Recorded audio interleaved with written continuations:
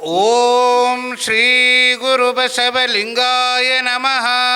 ಓಂ ಶ್ರೀ ಗುರು ಬಸವಲಿಂಗಾಯ ನಮಃ. ಓಂ ಶ್ರೀ ಗುರು ಬಸವಲಿಂಗಾಯ ನಮಃ.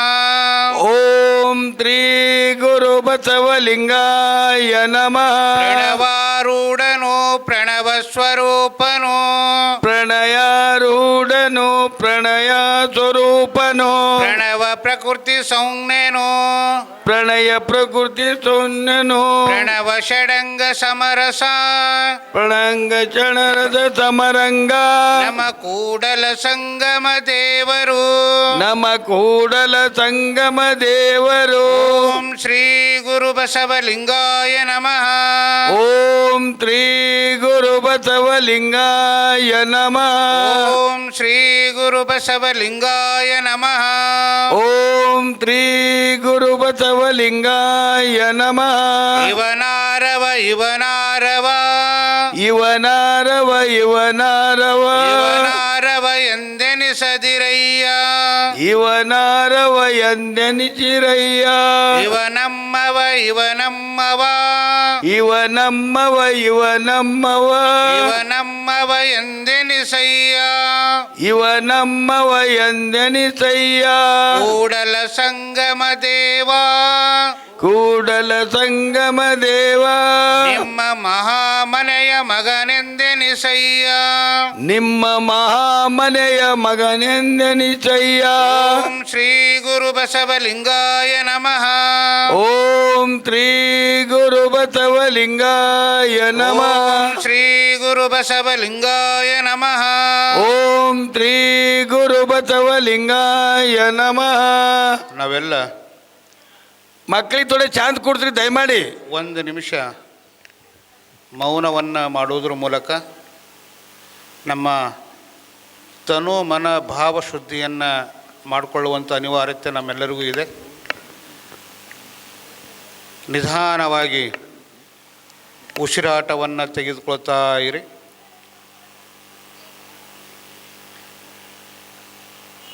ನಿಧಾನವಾಗಿ ಉಸಿರಾಟವನ್ನು ಹೊರಹಾಕ್ತಾ ಇರಿ. ಉಸಿರಾಟದ ಕಡೆ ನಮ್ಮೆಲ್ಲರ ಗಮನವಿರಲಿ.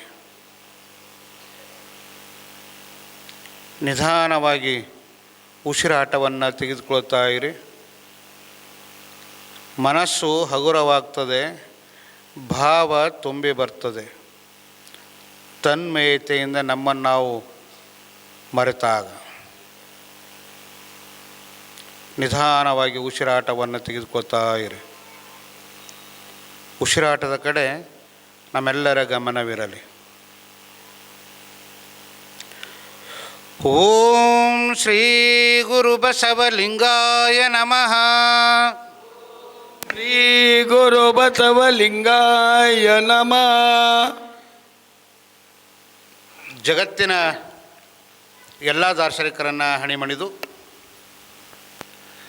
ಬಸವಾದಿ ಪ್ರಮಥರನ್ನು ಸ್ಮರಿಸಿಕೊಂಡು, ಎಲ್ಲ ದೀಕ್ಷಾ ಗುರುಗಳು ನನ್ನ ನರಜನ್ಮವ ತೊಡೆದು ಹರಜನ್ಮವನ್ನು ಮಾಡಿರುವಂಥ ಪರಮ ಪೂಜ್ಯರು, ಪಾವನ ಮೂರ್ತಿಗಳು, ಕನ್ನಡ ಜಂಗಮರು, ಮಾತೃ ಹೃದಯಗಳು ಆಗಿರುವಂತಹ ಅನುಭವ ಮಂಟಪದ ಅಧ್ಯಕ್ಷರಾದ ನಾಡೋಜ ಪರಮಪೂಜ್ಯ ಡಾಕ್ಟರ್ ಬಸವಲಿಂಗ ಪಟ್ಟದೇವರ ಶ್ರೀಪಾದಕ್ಕೆ ವಂದಿಸಿ, ದುರ್ಗುಣಗಳ ಭಿಕ್ಷೆ ಸದ್ಗುಣಗಳ ದಕ್ಷೆಯ ಮಹಾಂತ ಚಿಂತಕರು ಆಗಿರುವಂಥ ಶ್ರೀಮಠದ ಕ್ರಿಯಾಶೀಲ ಪರಮಪೂಜ್ಯರಾಗಿರುವಂಥ ಗುರುಬಸವ ಪಟ್ಟದೇವರನ್ನು ಸ್ಮರಿಸಿ,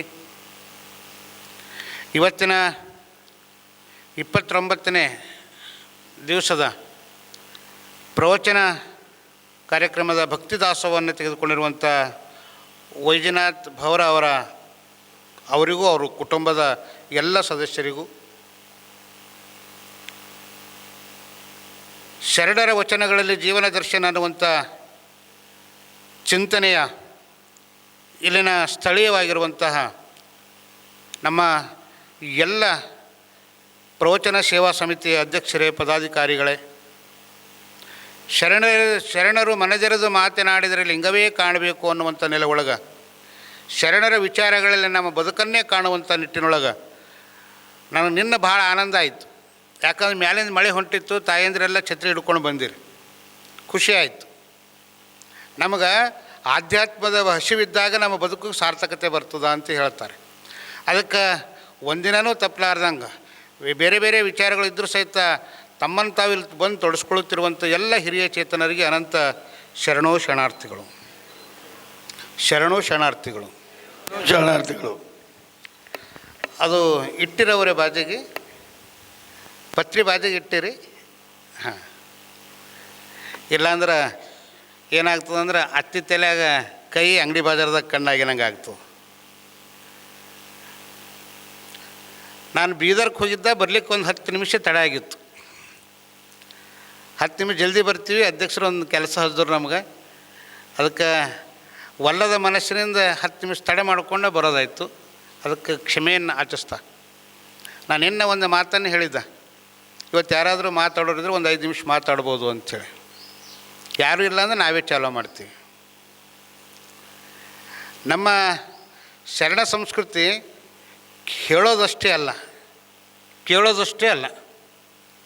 ನಮ್ಮ ಹನುಮ ಮಂಟಪ ಯಾಕೆ ನಿರ್ಮಾಣ ಆಯಿತು ಅಂತಂದರೆ, ಅನಕ್ಷರಸ್ಥ ಶರಣರೆಲ್ಲರೂ ಯಾಕೆ ಬದುಕನ್ನು ಕಟ್ಕೊಂಡ್ರು ಅಂದರೆ ಮಾತಾಡೋದ್ರದಿಂದ, ನನ್ನ ವಿಚಾರಗಳನ್ನು ವಿನಿಮಯ ಮಾಡಿಕೊಳ್ಳೋದ್ರಿಂದ, ತನ್ನ ಭಾವನೆಗಳನ್ನು ಹಂಚ್ಕೊಳ್ಳೋದ್ರದಿಂದ ಬದುಕನ್ನು ವಿಸ್ತಾರ ಮಾಡಿಕೊಂಡ್ರು. ತಾವಾಡ್ತೀರಿ.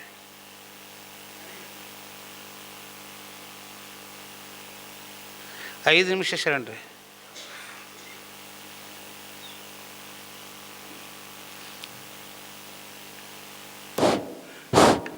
ಓಂ ಶ್ರೀ ಗುರು ಬಸವಲಿಂಗಾಯನದ ಒಂದು ತಾಲೂಕಾ ಒಂದು ಸ್ಥಳದಲ್ಲಿ ಪೂಜ್ಯ ಡಾಕ್ಟರ್ ಚನ್ನಬಸವ ಪಟ್ಟದೇವರ ಒಂದು ಸ್ಮಾರಕ ಭವನದಲ್ಲಿ ಇದು ಒಂದು ಬೆಳಕಿಗೆ ಬರಬೇಕಿತ್ತಪ್ಪ ಅಂದರೆ ಸತತವಾಗಿ ಶ್ರಾವಣ ಮಾಸದಲ್ಲಿ 1 ತಿಂಗಳ ಅಪ್ಪಾಜಿಯವರು ಬಸವಲಿಂಗ ಪಟ್ಟದೇವರಾಗಲಿ ಗುರು ಬಸವ ಪಟ್ಟದೇವರಾಗಲಿ ಒಂದೇ ಮನಸ್ಸಿನಿಂದ ನಮ್ಮೆಲ್ಲರಿಗೆ ಕರೆಸಿ ಅವ್ರು ನಮಗೆ ಒಂದು ಕಾರ್ಯಕ್ರಮ ಕೊಡ್ತಾರೆ. ಅದಕ್ಕೊಂದು ಪ್ರವಚನ ಹೇಳ್ತಕ್ಕಂಥ ಶರಣರು ಆಯೋಜನೆ ಮಾಡ್ತಾರೆ. ಅದಕ್ಕೆ ಈ ಕಮಾಲ್ ನಗರದಲ್ಲಿ ಈ ವರ್ಷಿನ ಒಂದು 2024ನೇ ಇಸ್ವಿಯಲ್ಲಿ ಪೂಜ್ಯರಾಗಿರ್ತಕ್ಕಂಥ ಶರಣರು ಡಾಕ್ಟರ್ ಸಂಜೀವ್ ಕುಮಾರ್ ಜುಮ್ಮ ಅವರು ನಮ್ಮ ಪಾಲಿಗೆ ಬಂದಿದ್ದಾರೆ. ಅದಕ್ಕೆ ಈ ಪ್ರವಚನಕ್ಕೆ ಬಂದಿರತಕ್ಕಂಥ ಎಲ್ಲ ಶರಣೆಯರೇ ಹಾಗೂ ಎಲ್ಲ ಸಮಿತಿಯ ಸದಸ್ಯರೇ, ಅಧ್ಯಕ್ಷರೇ ಹಾಗೂ ನಮ್ಮೆಲ್ಲರಿಗೆ ಒಳ್ಳೆಯ ನಗುತ್ತಾ ಒಂದು ಒಳ್ಳೆಯ ಆತ್ಮ ಒಂದಲ್ಲಿ ಇರ್ತಕ್ಕಂಥ ಒಂದು ನೀತಿ ಮಾರ್ಗವನ್ನು ತೋರ್ತಂಥ ಶರಣರಲ್ಲಿ ವಚನಗಳ ಬಗ್ಗೆ ಒಂದು ಮಾಹಿತಿ ಕೊಟ್ಟಿರ್ತಕ್ಕಂಥ ಪೂಜ್ಯ ಡಾಕ್ಟರ್ ಸಂಜೀವ್ ಕುಮಾರ್ ಜುಮ್ಮ ಅವರೇ ಇವಾಗ ಹೇಳೋದೇನಪ್ಪ ಅಂತಂದರೆ, ನಂಗೆ ಒಂದೇ ಒಂದು ಅನ್ನಿಸ್ತದ, ಬೇರೆ ಬಿಜಾಪುರದವರಾಗಲಿ ಧಾರವಾಡದವರಾಗಲಿ ಇಲ್ಲಿ ಬಂದು ಪ್ರವಚನ ಮಾಡಿದಾಗ ಕೆಲವು ಅವ್ರದಿಂದ ಭಾಷೆಯಲ್ಲಿ ಪ್ರಾಬ್ಲಮ್ ಬರ್ತದೆ. ಅದಕ್ಕೆ ಇವರು ನಮ್ಮದೇ ಜಿಲ್ಲಾದವರು, ನಮ್ಮದೇ ತಾಲೂಕು, ಅವರ ತಾಲೂಕು ಮಗ್ಲಿಗಿರ್ತಕ್ಕಂಥ ಅವ್ರ ಭಾಷೆ ನಮ್ಮೆಲ್ಲರಿಗೂ ಒಳ್ಳೆತಿರ್ತದೆ. ನಾನು 4 ಜನಕ್ಕೆ ಹೇಳಿದ್ನ, ಅವ್ರು ಏನೇ ಹೇಳಿದ್ರು ಕೂಡ ಯಾಕೆ ಇಷ್ಟು ಇಂಟ್ರೆಸ್ಟ್ ಉಂಟಪ್ಪ ಅಂತಂತಂದರೆ ಅವರು ಭಾಷೆ ನಮ್ಮದು ಬೀದರ್ ಭಾಷೆನೇ ಅದ. ಅದಕ್ಕೆ ನಮ್ಮೆಲ್ಲರಿಗೆ ಒಳ್ಳೆ ರೀತಿಯಾಗಿ ಹೇಳಿದ್ರು ಅವರು, ನಿಮ್ಮ ಅತ್ತಿ ಮಾವನ ಸೇವೆ ಮಾಡಿರಿ ಮತ್ತು ನೀತಿ ಮಾರ್ಗದಿಂದ ನಡ್ರಿ ಅಂತ ಒಳ್ಳೆ ರೀತಿಯಿಂದ ನಮ್ಮೆಲ್ಲರಿಗಿಂದ 1 ತಿಂಗಳ ತನಕ 1 ದಿವಸ ಕಡಿಮೆ ದಿನ ನಾಳೆಗಷ್ಟು ಮುಗಿಸ್ತಾರೆ. ಅದಕ್ಕೆ ಹೇಳಿದಕ್ಕಾಗಿ ತಮ್ಮೆಲ್ಲರ ಪರವಾಗಿ ಹಾಗೂ ನಮ್ಮೆಲ್ಲರ ಪರವಾಗಿ ಸಮಿತಿಯ ಪರವಾಗಿ ಪೂಜ್ಯರಾಗಿರ್ತಕ್ಕಂಥ ಜುಮ್ಮಾ ಸಾಹೇಬರಿಗೆ ಅನಂತ ಶರಣಾರ್ಥಿಗಳನ್ನು ಸಲ್ಲಿಸ್ತೀನಿ. ಹೆಚ್ಚಿಗೆ ಹೇಳೋದಿಲ್ಲ. ಹೇಳೋದೇನಪ್ಪ ಅಂತಂದರೆ, ಮತ್ತೊಂದು ಸಮಯ ಒಂದು ಪ್ರಬಂಧತೆ ಇತ್ತು ಅವ್ರ ಬಳಿ. ಕರೆಕ್ಟ್ 6 ಗಂಟೆಗೆ ಬರ್ತೀನಿ, 7 ಗಂಟೆಗೆ ಹೋಗ್ತೀನಿ. ಮೊನ್ನೆ ಅಪ್ಪವ್ರು ಬರೋದಿದ್ದಾಗ ಮಾತ್ರ ಒಂದು ಅರ್ಧ ಗಂಟೆ ಹೆಚ್ಚಿಗೆ ತೊಗೊಂಡ್ರೆ ಅದು ಬಸ್ಸಲ್ಲಿಗೆ ಪಡೆದವ್ರು ಬರ್ತಿರು ಅಂದ್ರೆ ಬಿ ನಾವು ಒಂದು ಯಾಕೋ ಮುಗಿಸಲೇ ಅಂದ್ರೆ ಅವ್ರು ಬರೋ ಕಡೆಯಿಂದ ಪ್ರವಚನ ಚಾಲೂ ಇರಬೇಕಂತ ತಿಳ್ಕೊಂಡು ಒಳ್ಳೆ ರೀತಿಯಿಂದ ಕಾರ್ಯಕ್ರಮ ಆಯಿತು. ಆದರೂ ಅಕ್ಕಂದಿರು ಮತ್ತು ತಾಯಿಯಲ್ಲಿ ವಿನಂತಿಯಪ್ಪ ಅಂದರೆ ಮಳೆ ಇದ್ದರೂ ಕೂಡ ದಿವಸ ಹೆಚ್ಚಿಗೆ ಹೊಂಟ್ರ. ಅದು ಒಂದು ಉದಾಹರಣೆ ಹೇಳಿದ್ರು ಅವರು, ನಿಮ್ಮ ಮನೆಗೆ ಏನಾರ ಕಾರ್ಯಕ್ರಮ ಇತ್ತು, ಏನೇ ಒಂದು ಹೆಣ್ಮಕ್ಳು ಕಾರ್ಯಕ್ರಮ ಇತ್ತಂದ್ರೆ ಮನೆ ಕರ್ಲಿಕ್ಕೆ ಹೋಯ್ತು ನೋಡ್ರಿ, ಬರ್ರಿ ನೀರು ಹೋಯ್ತು, ಬರ್ರಿ ಬಾಸುಣ್ಕಿ ಬರ್ರಿ ಅಂತ ಹೆಂಗೆ ಹೋಗ್ತೀರಿ ನೋಡ್ರಿ. ಹಂಗೆ ಒಬ್ಬರು ಅಕ್ಕಂದಿರು ಮತ್ತೊಬ್ಬರಿಗಿಂದ ಕರ್ಕೊಂಡು ಬರ್ಬೇಕಂತ ತಿಳ್ಕೊಂಡು ಹೇಳಿದಾಗ ಅಷ್ಟು ಕೆಲಸ ಮಾಡಿರಿ. ಹೆಚ್ಚಿನ ಸಂಖ್ಯೆಯಲ್ಲಿ ಬಂದು ಈ ಕಾರ್ಯಕ್ರಮಕ್ಕೆ ಶೋಭೆ ಕೊಟ್ಟಿರಿ. ಅದಕ್ಕೆ ನಿಮ್ಮೆಲ್ಲರಿಗೆ ನನ್ನ ವೈಯಕ್ತಿಕವಾಗಿ ಮತ್ತು ವೇದಿಕೆಯಾಗಿ ಪ್ರವಚನ ಸಮಿತಿ ವತಿಯಿಂದ ತಮ್ಮೆಲ್ಲರಿಗೆ ಅನಂತ ಶರಣಾರ್ಥಿಗಳನ್ನು ಸಲ್ಲಿಸ್ತೀನಿ. ಈ 2 ಮಾತುಗಳನ್ನು ನಾನು ಮುಗಿಸ್ತೀನಿ. ಓಂ ಶ್ರೀ ಗುರು ಬಸವಲಿಂಗಾಯ ನಮಃ. ಇಂದಿಗೆ ಇವತ್ತಿನಿಂದ 29ನೆಯ ವಚನ ಜೀವನ ದರ್ಶನ ಪ್ರವಚನ ಕಾರ್ಯಕ್ರಮವು ಶ್ರೀಯುತ ಜುಮ್ಮಾ ಅವರು ಹೇಳಿ ನಮ್ಮೆಲ್ಲರಿಗೆ ಅವರು ದಿನಾಲು ಅಮೃತದ ನುಡಿಗಳನ್ನು ಹೇಳಿ ನಮ್ಮೆಲ್ಲರ ಅಂತರಂಗವನ್ನು ಸ್ವಚ್ಛ ಮಾಡಿಕೊಟ್ಟಿದ್ದಾರೆ. ಅದಕ್ಕಾಗಿ ಎಲ್ಲ ಹೆಣ್ಣು ಮಕ್ಕಳು ದಿನಾಲು ತಪ್ಪದೇ ಬಂದು ಮನೆ ಕೆಲಸ ಒತ್ತಟ್ಟಿಗಿಟ್ಟು ಎಲ್ಲರೂ ಹೊಂಟಿದ್ದಾರೆ. ಅವರಿಗೆ ನನ್ನ ವತಿಯಿಂದ ಧನ್ಯವಾದಗಳು. ನಾನು ಒಂದು ಚಿಕ್ಕ ವಚನವನ್ನು ಹೇಳುತ್ತೇನೆ. ನೋಟದ ಭಕ್ತಿ ಬಸವನಿಂದ ಆಯಿತು, ಕೂಟದ ಜ್ಞಾನ ಬಸವನಿಂದಾಯಿತು ಕಾಣ, ಎಲ್ಲಿಯೇ ಶಿವಜ್ಞಾನ ಎಲ್ಲಿಯೇ ಮಾಟಕೂಟ ಬಸವನಲ್ಲದೆ, ಮಹಾಜ್ಞಾನ ಮಹಾಪ್ರಕಾಶ ಬಸವಣ್ಣನಲ್ಲದೆ ಕಪಿಲ ಸಿದ್ಧ ಮಲ್ಲಿಕಾರ್ಜುನ. ಇಲ್ಲಿ ಈ ವಚನದಲ್ಲಿ ಶಿವಯೋಗಿ ಸಿದ್ದರಾಮೇಶ್ವರರು ಲಿಂಗಾಯತ ಧರ್ಮಕ್ಕೆ ಬಸವ ಧರ್ಮ ಬಸವಣ್ಣನ ಧರ್ಮ ಎಂದು ಸಾರಿದ್ದಾರೆ. ಧರ್ಮದ ಪ್ರವರ್ತಕರು ಬಸವಣ್ಣನವರೇ ಆಗಿದ್ದಾರೆಂದು ಹೇಳಿದ್ದಾರೆ. ಕ್ರಿಸ್ತನಿಂದ ಹುಟ್ಟಿದ್ದು ಕ್ರೈಸ್ತ ಧರ್ಮ, ಬುದ್ಧನಿಂದ ಹುಟ್ಟಿದ್ದು ಬೌದ್ಧ ಧರ್ಮ. ಹೇಗೋ ಹಾಗೆ ಬಸವಣ್ಣನವರಿಂದ ಹುಟ್ಟಿದ್ದು ಬಸವ ಧರ್ಮ ಎಂದು ಬಸವಣ್ಣನವರ ಸಮಕಾಲೀನ ಶರಣರು ಒಮ್ಮತದ ನಿರ್ಣಯ ಮಾಡಿದ್ದಾರೆ. ಅಲ್ಲಿಂದ ಇಲ್ಲಿಯವರೆಗೆ ಹರಿದು ಬಂದ ಶರಣರ ಪರಂಪರೆ ಶಿವಯೋಗಿಗಳ ಪರಂಪರೆ ಎಂದು ಅದನ್ನು ಅನುಮೋದಿಸಿದ್ದಾರೆ. 12ನೇ ಶತಮಾನದಲ್ಲಿ ಶ್ರೀ ಶಿವಯೋಗಿ ಸಿದ್ದರಾಮೇಶ್ವರರು ಬಸವ ಧರ್ಮ ಲಿಂಗಾಯತ ಧರ್ಮ ಎಂದು ಅನೇಕ ವಚನಗಳಲ್ಲಿ ನಾಮಕರಣ ಮಾಡಿದ್ದು ನಾವು ಕಾಣುತ್ತೇವೆ.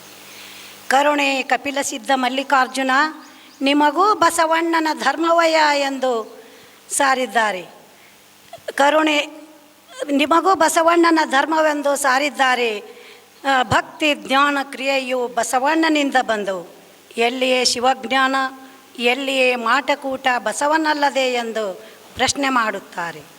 ಹಾರುವನಿಂದ ಹೊಲೆಯನವರೆಗೆ ಸಮಾನತೆಯನ್ನು ಬಸವಣ್ಣನವರು ಎಂದು ಬರೀ ಘೋಷಣೆ ಮಾಡಲಿಲ್ಲ, ಆಚರಣೆಯಲ್ಲಿ ಪ್ರತ್ಯಕ್ಷವಾಗಿ ತಂದು ತೋರಿಸಿದ್ದಾರೆ. ಭಕ್ತಿ ಜ್ಞಾನ ಕ್ರಿಯೆಗಳಿಗೆ ಹೊಸ ಅರ್ಥ ಬಂದವು. ಇಲ್ಲಿ ಒಂದು ಮಾತು ಗಮನದಲ್ಲಿಡಬೇಕು. ಶ್ರೀ ಶಿವಯೋಗಿ ಸಿದ್ದರಾಮೇಶ್ವರರು ಬಸವ ಧರ್ಮ ಲಿಂಗಾಯತ ಧರ್ಮ ಎಂದೇ ಬಳಸಿದ್ದರೆ ಅವುಗಳಿಗೆ ಹೆಚ್ಚು ಅರ್ಥಪೂರ್ಣ. ಇಲ್ಲಿಗೆ ನನ್ನ ಮಾತಿಗೆ ವಿರಾಮ. ಶರಣು ಶರಣಾರ್ಥ.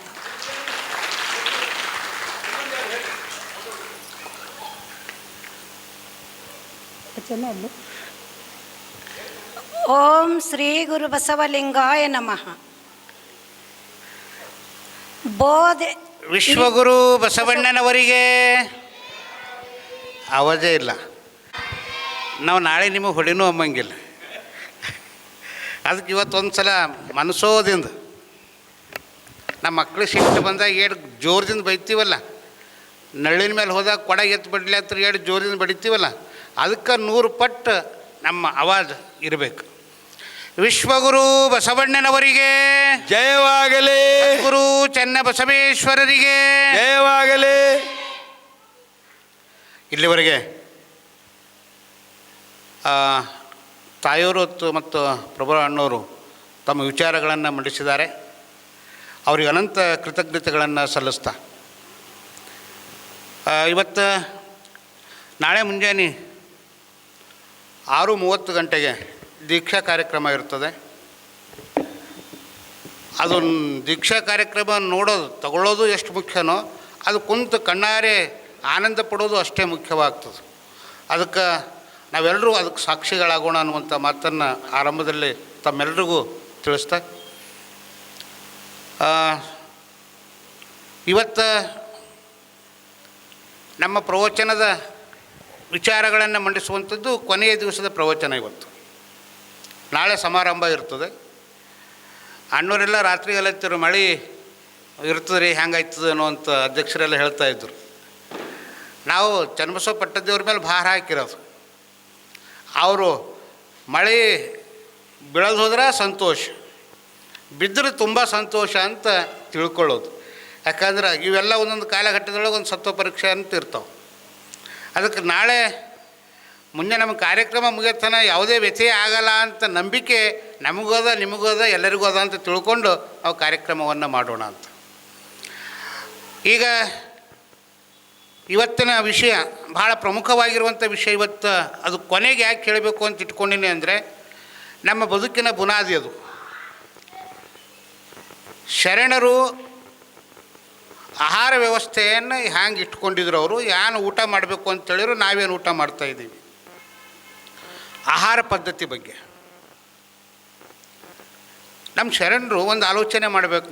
ನಾವು ಮನೆಗೆ ಹೋದಾಗ ಒಂದು ಸ್ವಲ್ಪ ನಾವೆಲ್ಲರೂ ಮೆಲುಕು ಹಾಕ್ಕೊಂಡು, ನಮ್ಮ ಮೆಲುಕು ಹಾಕ್ಲಿಕ್ಕೆ ಇಂಥ ಅವಕಾಶ ಕೊಟ್ಟಾರ. ಅವ್ರು ಯಾವುದೂ ಬಿಟ್ಟಿಲ್ಲ, ಬದುಕಿನಾಗ ಯಾವುದೂ ಬಿಟ್ಟಿಲ್ಲ. ನಡೆ ನುಡಿ ಹೆಂಗಿರಬೇಕು ಅಂತ ಕಲಿಸ್ಕೊಟ್ರು, ಬದುಕುವ ದಾರಿ ಹೆಂಗಿರಬೇಕು ಅಂತ ಕಲಿಸ್ಕೊಟ್ರು, ನನ್ನ ಮಾತುಗಳು ಹೆಂಗಿರಬೇಕು ಅಂತ ಕಲಿಸ್ಕೊಟ್ರು, ನನ್ನ ವಿಚಾರಗಳು ಹೆಂಗಿರಬೇಕು ಅಂತ ಕಲಿಸ್ಕೊಟ್ರು, ನನ್ನ ಅಂತರಂಗ ಹೆಂಗಿರಬೇಕು ಅಂತ ಕಲಿಸ್ಕೊಟ್ರು, ಬಹಿರಂಗ ಹೆಂಗಿರಬೇಕು ಅಂತ ಕಲಿಸ್ಕೊಟ್ರು.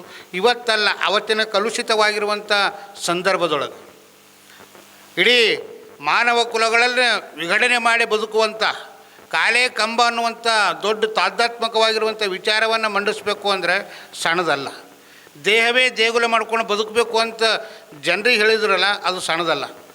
ದೇವವಾಣಿ ಜನವಾಣಿಯಾಗದಾಗ ದೇವವಾಣಿಗೆ ಏರಿಸಿರುವಂಥ ಕೀರ್ತಿ ವಚನಕಾರರಿಗೆ ಮಾತ್ರ ಸಲ್ತದೆ, ಗೊತ್ತಿರಬೇಕು. ಅಂಥ ವಿಚಾರಗಳನ್ನು ಅವರಲ್ಲಿ ಹ್ಯಾಂಗೆ ಬಂದಿರಬೇಕು ಅನ್ನೋದೇ ಒಂದು ಯಕ್ಷ ಪ್ರಶ್ನೆ ಅಂತ ನಮಗೆಲ್ಲ ತಿಳ್ಕೊಳ್ಬೇಕಾಗ್ಯಾವ. ಅವ್ರು ಪ್ರತಿಯೊಂದರ ಬಗ್ಗೆನೂ ಹ್ಯಾಂಗಿದ್ರೆ ಹ್ಯಾಂಗೆ ಆಗ್ತದೆ ಅನ್ನುವಂಥದ್ದನ್ನು ಹೇಳ್ಕೋತಾ ಬಂದಿದ್ದಾರೆ. ನಾವು ಜೀವನದೊಳಗೆ ಊಟ ಹ್ಯಾಂಗೆ ಮಾಡಬೇಕು, ಆರೋಗ್ಯವನ್ನು ಹ್ಯಾಂಗೆ ಇಟ್ಕೊಳ್ಬೇಕು, ಯಾವ್ಯಾವ ಊಟ ಮಾಡಿದ್ರೆ ನಾವು ಬದುಕು ಚೆಂದ ಇರ್ತದೆ. ಊಟ ನೋಡ್ರಿ, ಒಂದು ಸಾತ್ವಿಕವಾಗಿರುವಂಥ ಬದುಕನ್ನು ಶರಣರು ನಡೆಸ್ಕೊಂಡು ಬಂದಿದ್ದಾರೆ. ಅವರ ಆಚಾರ ವಿಚಾರಗಳು ಸಮಾಜಮುಖಿಯಾಗಿ ಬದುಕೊಂಡು ಬಂದಿದ್ದಾರೆ. ಏನೇ ಮಾಡಿದರೂ ಸಹಿತ ಮೌನ ಕ್ರಾಂತಿಯನ್ನು ಅವ್ರು ಮಾಡ್ಕೊಂಡು ಬಂದಾರೆ. ಯಾರಿಗೂ ಏನೂ ಅನ್ನಲಿಲ್ಲ. ಅವರು ತಮ್ಮ ಬದುಕನ್ನು ಬದಲಾವಣೆ ಮಾಡಿಕೊಂಡು ಬದುಕನ್ನು ತೋರಿಸ್ಯಾರೆ ಹೊರತು, ನೀವು ಬದಲಾವಣೆ ಮಾಡ್ಕೋರಿ ಅಂತ ಮತ್ತೊಬ್ಬರ ಕಡೆ ಬೆಟ್ ಮಾಡಿ ತೋರಿಸ್ಲಿಲ್ಲ. ಅವರು ಭಾಳ ಚಂದ ನೋಡ್ರಿ. ನಾವೆಲ್ಲ ಊಟ ಪ್ರಸಾದಕ್ಕೆ ಕೂಳು ಅಂತ ಕರಿತಿದ್ದೀವಿ, ಪದಾರ್ಥ ಅಂತ ಕರಿತಿದ್ದೀವಿ. ಪದಾರ್ಥಕ್ಕೆ ಹೋಗಿ ಈ ದೇಹವನ್ನು ಪ್ರಸಾದಕಾಯ ಅಂತ ಯಾವ ರೀತಿಯಾಗಿ ಕರೆದರೋ, ನಾವು ಊಟ ಮಾಡುವಂತಹ ಅನ್ನಕ್ಕೆ ಪದಾರ್ಥಕ್ಕೆ ಅವ್ರ ಪದಾರ್ಥ ಕೂಳು ಅನ್ನಲಿಲ್ಲ, ಅದು ಪ್ರಸಾದ ಅಂತ ಹೊಸ ಆವಿಷ್ಕಾರವನ್ನು ಮಾಡಿದರು. ನಾವು ಕೂಳು ತೆಗೆದುಕೊಳ್ಳೋದಕ್ಕೂ ಪ್ರಸಾದ ತೆಗೆದುಕೊಳ್ಳೋಕ್ಕೂ ಭಾಳ ವ್ಯತ್ಯಾಸ ಇರ್ತದೆ ಅನ್ನೋದು ನಮಗೆ ಗೊತ್ತದ. ನೀವು ಯಾವುದೋ ಗುಡಿಗೆ ಹೋಗಿ ಟೆಂಗ್ ಹೊಡೆದು ಹೊಂಟ್ರಿ ಅಂದರೆ ಟೆಂಗ್ ತೊಗೊಂಡು ಹೋಯ್ತಾ ಅಂತೀರಿ, ಮನೆಗೆ ಬರೋ ಟೈಮಿನಾಗ ಪ್ರಸಾದ ತೊಗೊಂಡು ಹೊಂಟಿದ ಅಂತ ಹೇಳ್ತೀರಿ. ಭಾಳ ವ್ಯತ್ಯಾಸ. ಅದಕ್ಕೆ ಆ ಕೂಳಿಗೂ ಮತ್ತು ಪ್ರಸಾದಕ್ಕೂ ಭಾಳ ವ್ಯತ್ಯಾಸ ಅದ ಅನ್ನುವಂಥದ್ದನ್ನು ನಮ್ಮ ಬಸವಾದಿ ಪ್ರಮಥರು ತೋರಿಸ್ಕೊಟ್ಟಿದ್ದಾರೆ.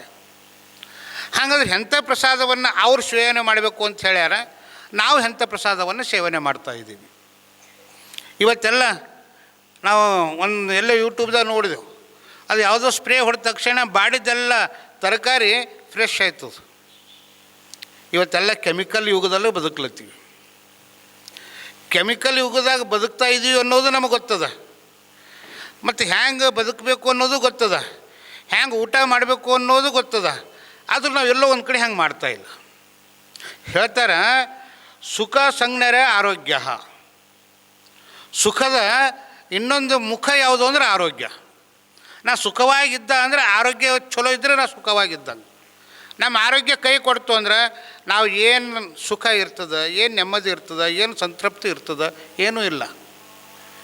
ನೋಡಿರಿ, ಸುಖ ಅನ್ನೋದು ಹೆಂಗೆ ಇರ್ತದೆ ಅಂತಂದ್ರೆ ಕೈ ಕಾಲು ಇಲ್ದವ್ರಿಗೆ ಹೋಗಿ ಕೇಳಿ ಹೇಳ್ತಾರೆ ಅವರು. ಏನು ರೀ, ನಮ್ಮ ನಡೆ ಕಾಲೆಲ್ಲ ಭಾಳ ಚಂದ ನಡೆದೀವಿ, ಈಗೆಲ್ಲ ಕೂಡ್ಕೊಂಡು ಬಿದ್ದೀವಿ ರೀ, ನಾವು ಮನೆಯಾಗೆ ಇದ್ದೀವಿ, ಎಲ್ಲ ಹೋಗ್ಬೇಕಂತದ ಹೋಗ್ಲಿಕ್ಕಾಗಲ್ಲ ಅಂತ ಹೇಳ್ತಾರೆ. ನಾವು ನಾವು ಸುಖವಾಗಿದ್ದೀವಿ ಅಂತಂದರೆ ಆರೋಗ್ಯವಾಗಿರಬೇಕು ಅಂತ.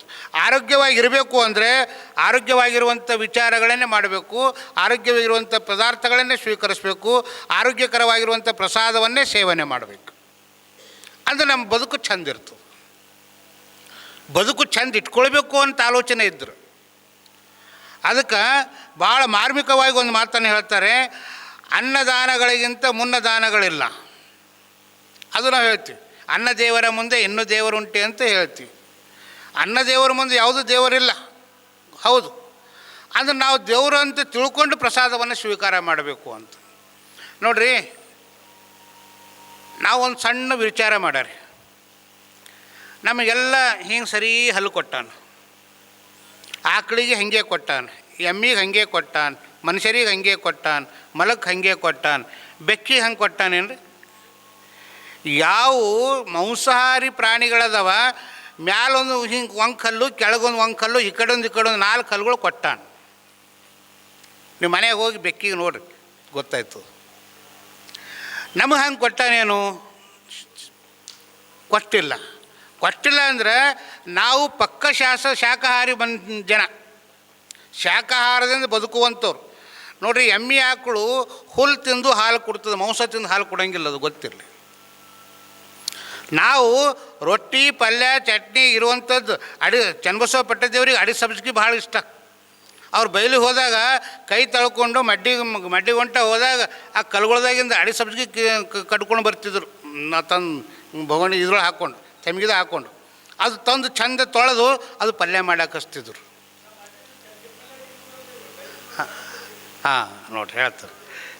ಹಾಂ, ಅಂದರೆ ಪ್ರತಿಯೊಂದು ನೋಡ್ರಿ, ಎಲ್ಲರೂ ತಪ್ಪಲು ತಿಂದು ಬದುಕ್ತೀವಿ, ಪತ್ರೆ ತಿಂದು ಬದುಕಿನವ್ರು ಅದಾರ, ಆದರೆ ಮಾಂಸ ತಿಂದು ಬದುಕ್ತೀವಿ ಅನ್ನುವಂಥ ಕಾಲಮಾನದ ನಾವು ಬದುಕ್ತಾ ಇದ್ದೀವಿ, ಗೊತ್ತಿರಲಿ. ಒಂದು ಸತ್ಯ ಹೇಳ್ತೇನೆ, ಯಾರು ನಮ್ಮ ಸಂಸ್ಕೃತಿ ಪರಂಪರೆಯನ್ನು ಬಿಟ್ಟು ನಮಗೆ ಊಟ ಮಾಡೋದು ಯಾವುದು ಅಂದ್ರೆ ನಮ್ಮ ಪದಾರ್ಥ ಊಟ ಮಾಡ್ಬೇಕು. ನಮಗೆ ಹಲ್ಲು ಹಿಂಗೆ ವಂಕವ ಅಂದ್ರೆ ಉಳ್ಳಿ, ಯಾರಿಗೆ ಮ್ಯಾಲೊಂದು ಕೆಳಗೊಂದು ಓರೆಕಲ್ಲ, ಗೊತ್ತೈತ್ರಿ ನಾ ಹೇಳೋದು. ಹಿಂಗೆ ಮ್ಯಾಲೊಂದು ಕೆಳಗೊಂದು ಹಿಂಗೆ ವಂಕ ಹಲ್ಗಳು ಯಾರವ ಅವ್ರು ಮಾಂಸನ ಉಳ್ಯಾಕ ಹಿಂಗೆ ತಿಲ್ಲಾಗ ಬರ್ತವ್ರಿ, ಹಿಂಗೆ ತಿಲ್ಲಾಗ ಬರ್ತವೆ. ಮತ್ತು ಯಾರು ನಾವು ಸಂಸ್ಕೃತಿ ನಮ್ಮದು ಬಿಟ್ಕೊಟ್ಟು ಮಾಂಸ ತಿಂತೀವಿ, ಅದು ವಿಶೇಷವಾಗಿ ಬಸವಾದಿ ಪ್ರಮಥರ ವಾರದ್ದಾರ ಅಂತ ತಿಳ್ಕೊಂಡು ನಾವು ಇದ್ದೀವಿ, ನಾವು ತಿಂತೀವಿ ಅಂದ್ರೆ ನಮಗೇನಾಗ್ತದೋ ಗೊತ್ತಿಲ್ಲ, ನಮ್ಮ ಮನೆಗೆ ಅಪ್ಯಸ್ಥಾನ ಬಡ್ಕೊಂಬೋದಂತೂ ಗ್ಯಾರಂಟಿ, ಬರೆದಿಟ್ಕೋರಿ. ಬರ್ಕತ್ತಿರಂಗಿಲ್ಲ, ನಾವು ಖುಷಿ ಪಡ್ತೀವಿ, ಹಿಂಗೆ ಹರ್ಕೊಂಡು ತಿಲ್ಲತ್ತರ ಭಾಳ ಮಜಾ ಅದ ಅಂತ ಅಂತೀವಿ ದೋಸ್ತರ ಮುಂದೆ, ಆದ್ರೆ ಅದು ಅಪ್ಯಸ್ಥಾನ ನಮ್ಮ ಮನೆಯಾಗ ಬಡ್ಕೋತದ, ಗೊತ್ತಿರಲಿ. ನಮ್ಮ ಮನ್ಯಾಗ ತಾಯಂದ್ರೆ ಭಾಳ ಸೂಕ್ಷ್ಮವಾಗಿ ಪೂಜೆ ಮಾಡೋ ಟೈಮಿನಾಗ ಅದಕ್ಕೆ ಹೋಗಿ ಹಾಸಿಗೆ ಮಡ್ಚಿರಿ ಏನ್ರಿ ಅವ್ರು ಎಂದ್ರೆ ನೀವು ಮಡ್ಸಲ್ಲ. ಜಳಕ ಮಾಡಿಕೊಂಡು ಪೂಜೆ ಪುನಸ್ಕಾರ ಮಾಡೋ ತನಕ ಯಾರು ಹೋಗಿ ಬೆಡ್ರೂಮಿನಾಗ ನಾವು ಜಮ್ಕನಿನೇ ನಮ್ಮ ಹಾಸಿಗೆನೇ ಮಡ್ಸಲ್ಲ ಅಂದಮೇಲೆ ಮಾಂಸ ತಿಂದು ಮನೆಯಾಗ ಬಂದು ದೇವ್ರ ಮುಂದೆ ಕುಂತು ನಾವು ಇರ್ತೀವಿ ಅಂತಂದ್ರೆ ಯಾವ ಬದುಕನ್ನು ಕಟ್ಕೊಲಿಕ್ಕೆ ಆಗ್ತದೆ? ಅದನ್ನು ನಾವು ಆಲೋಚನೆ ಮಾಡಬೇಕಾಗ್ಯದ. ಅದಕ್ಕೆ ಬಸವಾದಿ ಶರಣ ಹೇಳ್ತಾರೆ, ತಮ್ಮ ಅದು ನಮ್ಮ ಸಂಸ್ಕೃತಿ ಅಲ್ಲ, ಅದು ನಮ್ಮ ಪರಂಪರೆ ಅಲ್ಲ, ಅದು ನಮ್ಮ ವಿಚಾರ ಅಲ್ಲ, ಅದರಿಂದ ಹೊರಗೆ ಬಂದು ಬದುಕಬೇಕಾಗ್ಯದ. ಏನು ಉಣಬೇಕೋ ಅದನ್ನು ಊಟ ಮಾಡಬೇಕಾಗ್ಯದ ಅನ್ನುವಂಥ ಮಾತನ್ನು ಬಸವಾದಿ ಶರಣರು ಹೇಳ್ತಾರೆ. ಹಂಗೆ ಹೇಳ್ತಾರೆ ಅಂದ್ರೆ ಶರಣರ ವಿಚಾರ ಹ್ಯಾಂಗೆ ಅಂತಂದ್ರೆ, ಪ್ರಸಾದದಲ್ಲಿ ಅವರು 3 ರೀತಿಯಾಗಿ ಕಂಡುಕೊಳ್ತಾರೆ. ಪ್ರಸಾದ, ಶುದ್ಧ ಪ್ರಸಾದ, ಸಿದ್ಧ ಪ್ರಸಾದ, ಮತ್ತು 3ನೇದಾಗಿ ಯಾವುದು ಅಂದ್ರೆ ಪ್ರಸಿದ್ಧ ಪ್ರಸಾದ ಅಂತ. ಶುದ್ಧ ಪ್ರಸಾದ, ಸಿದ್ಧ ಪ್ರಸಾದ, ಪ್ರಸಿದ್ಧ ಪ್ರಸಾದ. ಶುದ್ಧ ಪ್ರಸಾದ ಗುರು ಕಾರುಣ್ಯದಿಂದ ಬರುವಂಥದ್ದು, ಸಿದ್ಧ ಪ್ರಸಾದ ಲಿಂಗ ಕಾರುಣ್ಯದಿಂದ ಬರುವಂಥದ್ದು, ಪ್ರಸಿದ್ಧ ಪ್ರಸಾದ ಜಂಗಮ ಕಾರುಣ್ಯದಿಂದ ಬರುವಂಥದ್ದು, ಗೊತ್ತಿರಬೇಕು ನಮಗೆ. ಅದಕ್ಕೆ ಅದು ಹ್ಯಾಂಗಿರಬೇಕು ಅಂತಂದ್ರೆ ಆಹಾರವನ್ನು ನಾವು ಆಹಾರ ಅಂತ ಸ್ವೀಕಾರ ಮಾಡಲಾರ್ದೆ ನೋಡುವಂಥ ದೃಷ್ಟಿಕೋನ ಪ್ರಸಾದ ಅಂತ ಆಗಬೇಕು ಅಂತ ಹೇಳ್ತಾರೆ. ಈ ಶುದ್ಧ ಪ್ರಸಾದ ಅರಿವಿನ ಚಿತ್ತ ಶುದ್ಧತೆಯಿಂದ ನಿರ್ಮಲಗೊಳಿಸುವುದು ಶುದ್ಧ ಪ್ರಸಾದ. ನಾನು ನಿಮಗೊಂದು ಸಲ ಹೇಳೀನಿ, ಅಡುಗೆ ಮನೆಗೆ ಹೋಗಿ ದಯವಿಟ್ಟು ಯಾರಿಗೂ ಬೈಕೋತ ಅಡುಗೆ ಮಾಡಬೇಡ್ರಿ ಅಂತ. ಇದು ಶುದ್ಧ ಪ್ರಸಾದ. ಅಡುಗೆ ಮನೆಗೆ ಹೋಗಿ ನಮ್ಗೆ ಎಷ್ಟೇ ಕಷ್ಟಗಳಿರಲಿ, ನೋವುಗಳಿರಲಿ, ಸಮಸ್ಯೆಗಳು ಇರಲಿ, ಅಡುಗೆ ಮನೆಯಾಗ ಅಡುಗೆ ಮಾಡೋದು ಬಿಟ್ಟಿನ ಮ್ಯಾಲೆ ನಾವೆಲ್ಲ ಮುಗಿಸ್ಕೊಂಡು ಅರ್ಬಿ ಪಿಗಿದು ಹೋಗೋದು ಮಧ್ಯಾಹ್ನ ಟೈಮ್ನಾಗ ಟಿ ವಿ ನೋಡ್ಕೊತ ಕೂಡ್ತೀವಲ್ಲ, ಆಗ ಬೈಕೋತ ಕೂಡ್ರಿ. ಟಿ ವಿ ಮುಂದೆ ನಮ್ಮ ಮುಂದೆ ಯಾರು ಭೀ ಇರಲ್ಲ, ಆಗ ಯಾರೂ ಕೇಳಲ್ಲ. ಅಡುಗೆ ಮಾಡೋ ಟೈಮ್ನಾಗ ದಯವಿಟ್ಟು ಯಾರೂ ಬೈಬಾರ್ದು. ಅರಿವು ಚಿತ್ತದಿಂದ ಕಾರ್ಯವನ್ನು ಮಾಡಬೇಕು, ಅದು ಪ್ರಸಾದ ಆಗ್ತದೆ. ಬೈಕೊಂಡು ಮಾಡಿದ್ರೆ ಅದು ಕೂಳ ಆಗ್ತದೆ.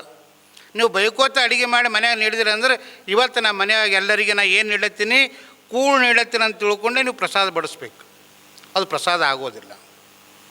ಅದಕ್ಕೆ ಹೇಳ್ತಾರೆ ಸಿದ್ಧ ಪ್ರಸಾದ ಅಂದ್ರೆ ಲಿಂಗ ಕಾರುಣ್ಯದಿಂದ ಬರುವಂಥದ್ದು ಸಿದ್ಧ ಪ್ರಸಾದ.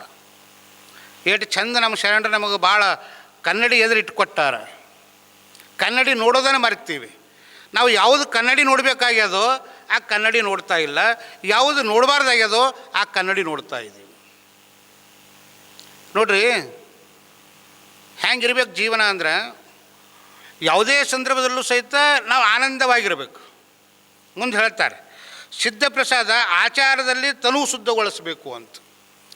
ನಾವು ನಡೆ ನುಡಿ ಇರ್ತಾವಲ್ಲ, ನಡೆ ನುಡಿ ಹೆಂಗಿರ್ತಾವೆ ಅಂದ್ರೆ ಭೌತಿಕವಾಗಿರ್ತಾವೆ. ಈ ದೇಹ ಕಾಯ ಮಾಡ್ತದೆ ನಮ್ಮ ನಡೆಯುವಂಥದ್ದು. ನಾವು ಮಾಡುವಂಥ ಕಾರ್ಯಗಳು ದೈಹಿಕವಾಗಿ ಬಾಹ್ಯವಾಗಿ ಮಾಡ್ತದೆ. ಇದು ಹೆಂಗಿರಬೇಕು ಅಂದರೆ ಶುದ್ಧವಾಗಿರಬೇಕು. ಮುಟ್ಟುವ ಪದಾರ್ಥ ಶುದ್ಧವಾಗಿರಬೇಕು, ನೋಡುವ ಕಣ್ಣು ಶುದ್ಧವಾಗಿರಬೇಕು, ಮಾತಾಡುವುದು ಶುದ್ಧವಾಗಿರಬೇಕು, ಚರ್ಮ ಈ ರುಚಿ ನೋಡುವಂಥದ್ದು ಶುದ್ಧವಾಗಿರುವಂಥದ್ದು, ಪದಾರ್ಥವನ್ನೇ ಸ್ವೀಕಾರ ಮಾಡುವಂಥ ರುಚಿಯನ್ನು ನೋಡಬೇಕು. ಇದು ಶುದ್ಧವಾಗಿರುವಂಥದ್ದು. ಈ ಪಂಚೇಂದ್ರಿಯಗಳನ್ನು ನಿಗ್ರಹ ಮಾಡಿ ಬದುಕುವಂಥದ್ದು. ಅದು ಏನೇನೋ ಬಯಸ್ತದೆ. ಅದು ಬಯಸಿನ ಕಡೆ ನಾವು ಹೋದೀವಿ ಅಂದ್ರೆ ನಾವು ಭಾಳ ಜಲ್ದಿ ಹಾಳಾಗ್ತೀವಿ. ಆರಂಭದಲ್ಲೇ ನೋಡಿ ಅರಿವಿನ ಸಂಘದಲ್ಲಿ ನಮ್ಮ ಮನಸ್ಸಿರಬೇಕು ಅಂತೇಳಿ. ಅರಿವಿನ ಸಂಘದಲ್ಲಿ ಮನಸ್ಸಿರಬೇಕು, ಮನಸ್ಸಿನ ಸಂಘದೊಳಗೆ ಈ ದೇಹ ಕಾಯ ಇರಬೇಕು. ಭಾಳ ಸಮೃದ್ಧವಾಗಿ ಬೆಳೀತದೆ. ಈಗ ಮುಂದೆ ಪ್ರಸಿದ್ಧ ಕಾಯ ಅನುಭಾವದ ವಿಸ್ತಾರತೆಯಲ್ಲಿ ಸಮಷ್ಟಿ ಜೊತೆಗೆ ಸಾಮಾಜೀಕರಣಗೊಳಿಸ್ಕೊಳ್ಳೋದ್ರ ಮೂಲಕ ಬದುಕನ್ನು ನಡೆಸುವಂಥದ್ದು ಪ್ರಸಾದ ಕಾಯ. ಸಿದ್ಧ ಪ್ರಸಾದ, ಶುದ್ಧ ಪ್ರಸಾದ ಮತ್ತು ಪ್ರಸಿದ್ಧ ಪ್ರಸಾದ. ಈ ಮೂರು ಪ್ರಸಾದವನ್ನು ಹ್ಯಾಂಗೆ ಮಾಡಬೇಕು ಅಂದರೆ ಮನಬಿಟ್ಟು ಮಾಡಬೇಕು ಅಂತ, ಭಾವನಾತ್ಮಕವಾಗಿ ಮಾಡಬೇಕು ಅಂತ. ಯಾರೋ ಒಬ್ಬ ಗಂಡ ಹೆಂಡತಿ ಇದ್ದರು. ಆಕೆ ಗಂಡಗೆ ದಿನ ಕಿಟ್ಟು ಕೊಡೋಕೆ, ನನಗೆ ಬಂಗಾರ ತಂದಿಲ್ಲ, ನನಗೆ ಬಂಗಾರ ಸರ ಮಾಡಿ ಉಳ್ಳಾಗ ಕೊಡಬೇಕು, ಮಾತಾಡಬೇಕು.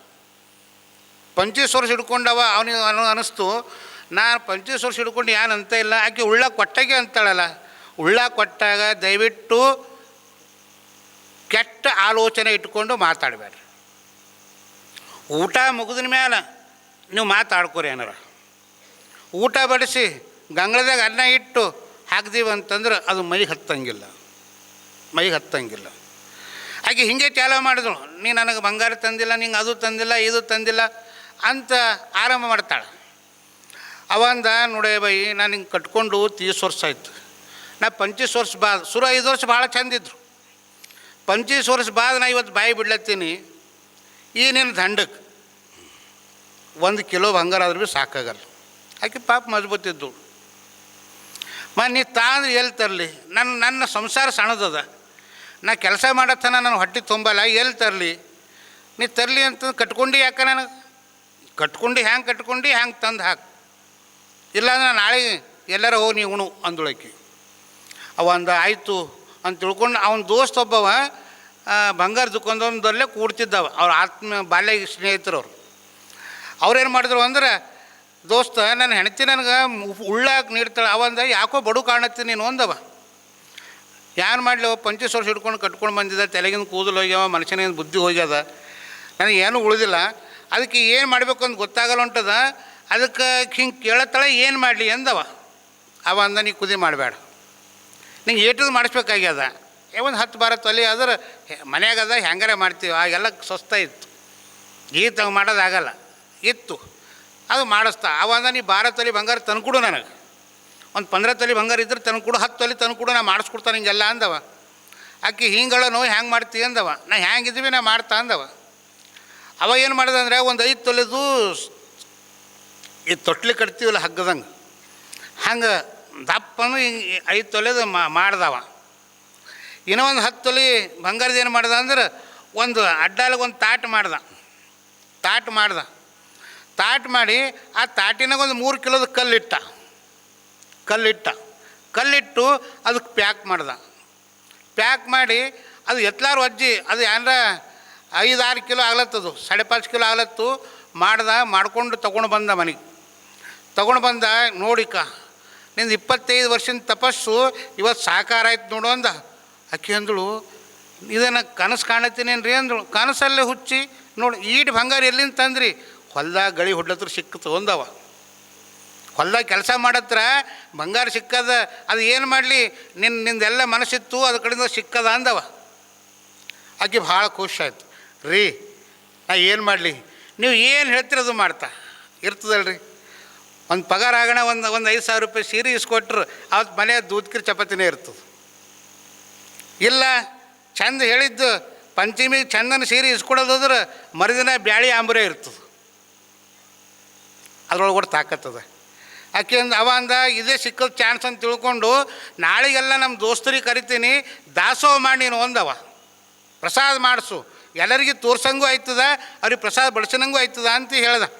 ಆಕೆ ಬೆಳಗನ ಮಕ್ಕಳಿಲ್ರಿ, ಕೊಳ್ಳ ಹಾಕ್ಕೊಂಡು ಈ ಕಡೆ ಒಂದು ಹಾಕ್ಕೊಂಡು ಈ ಕಡೆ ಒಂದು ಹಾಕ್ಕೊಂಡು ಕೊಳ್ಳಿ ವಜ್ಜಿ ಆಗ್ಯಾದ.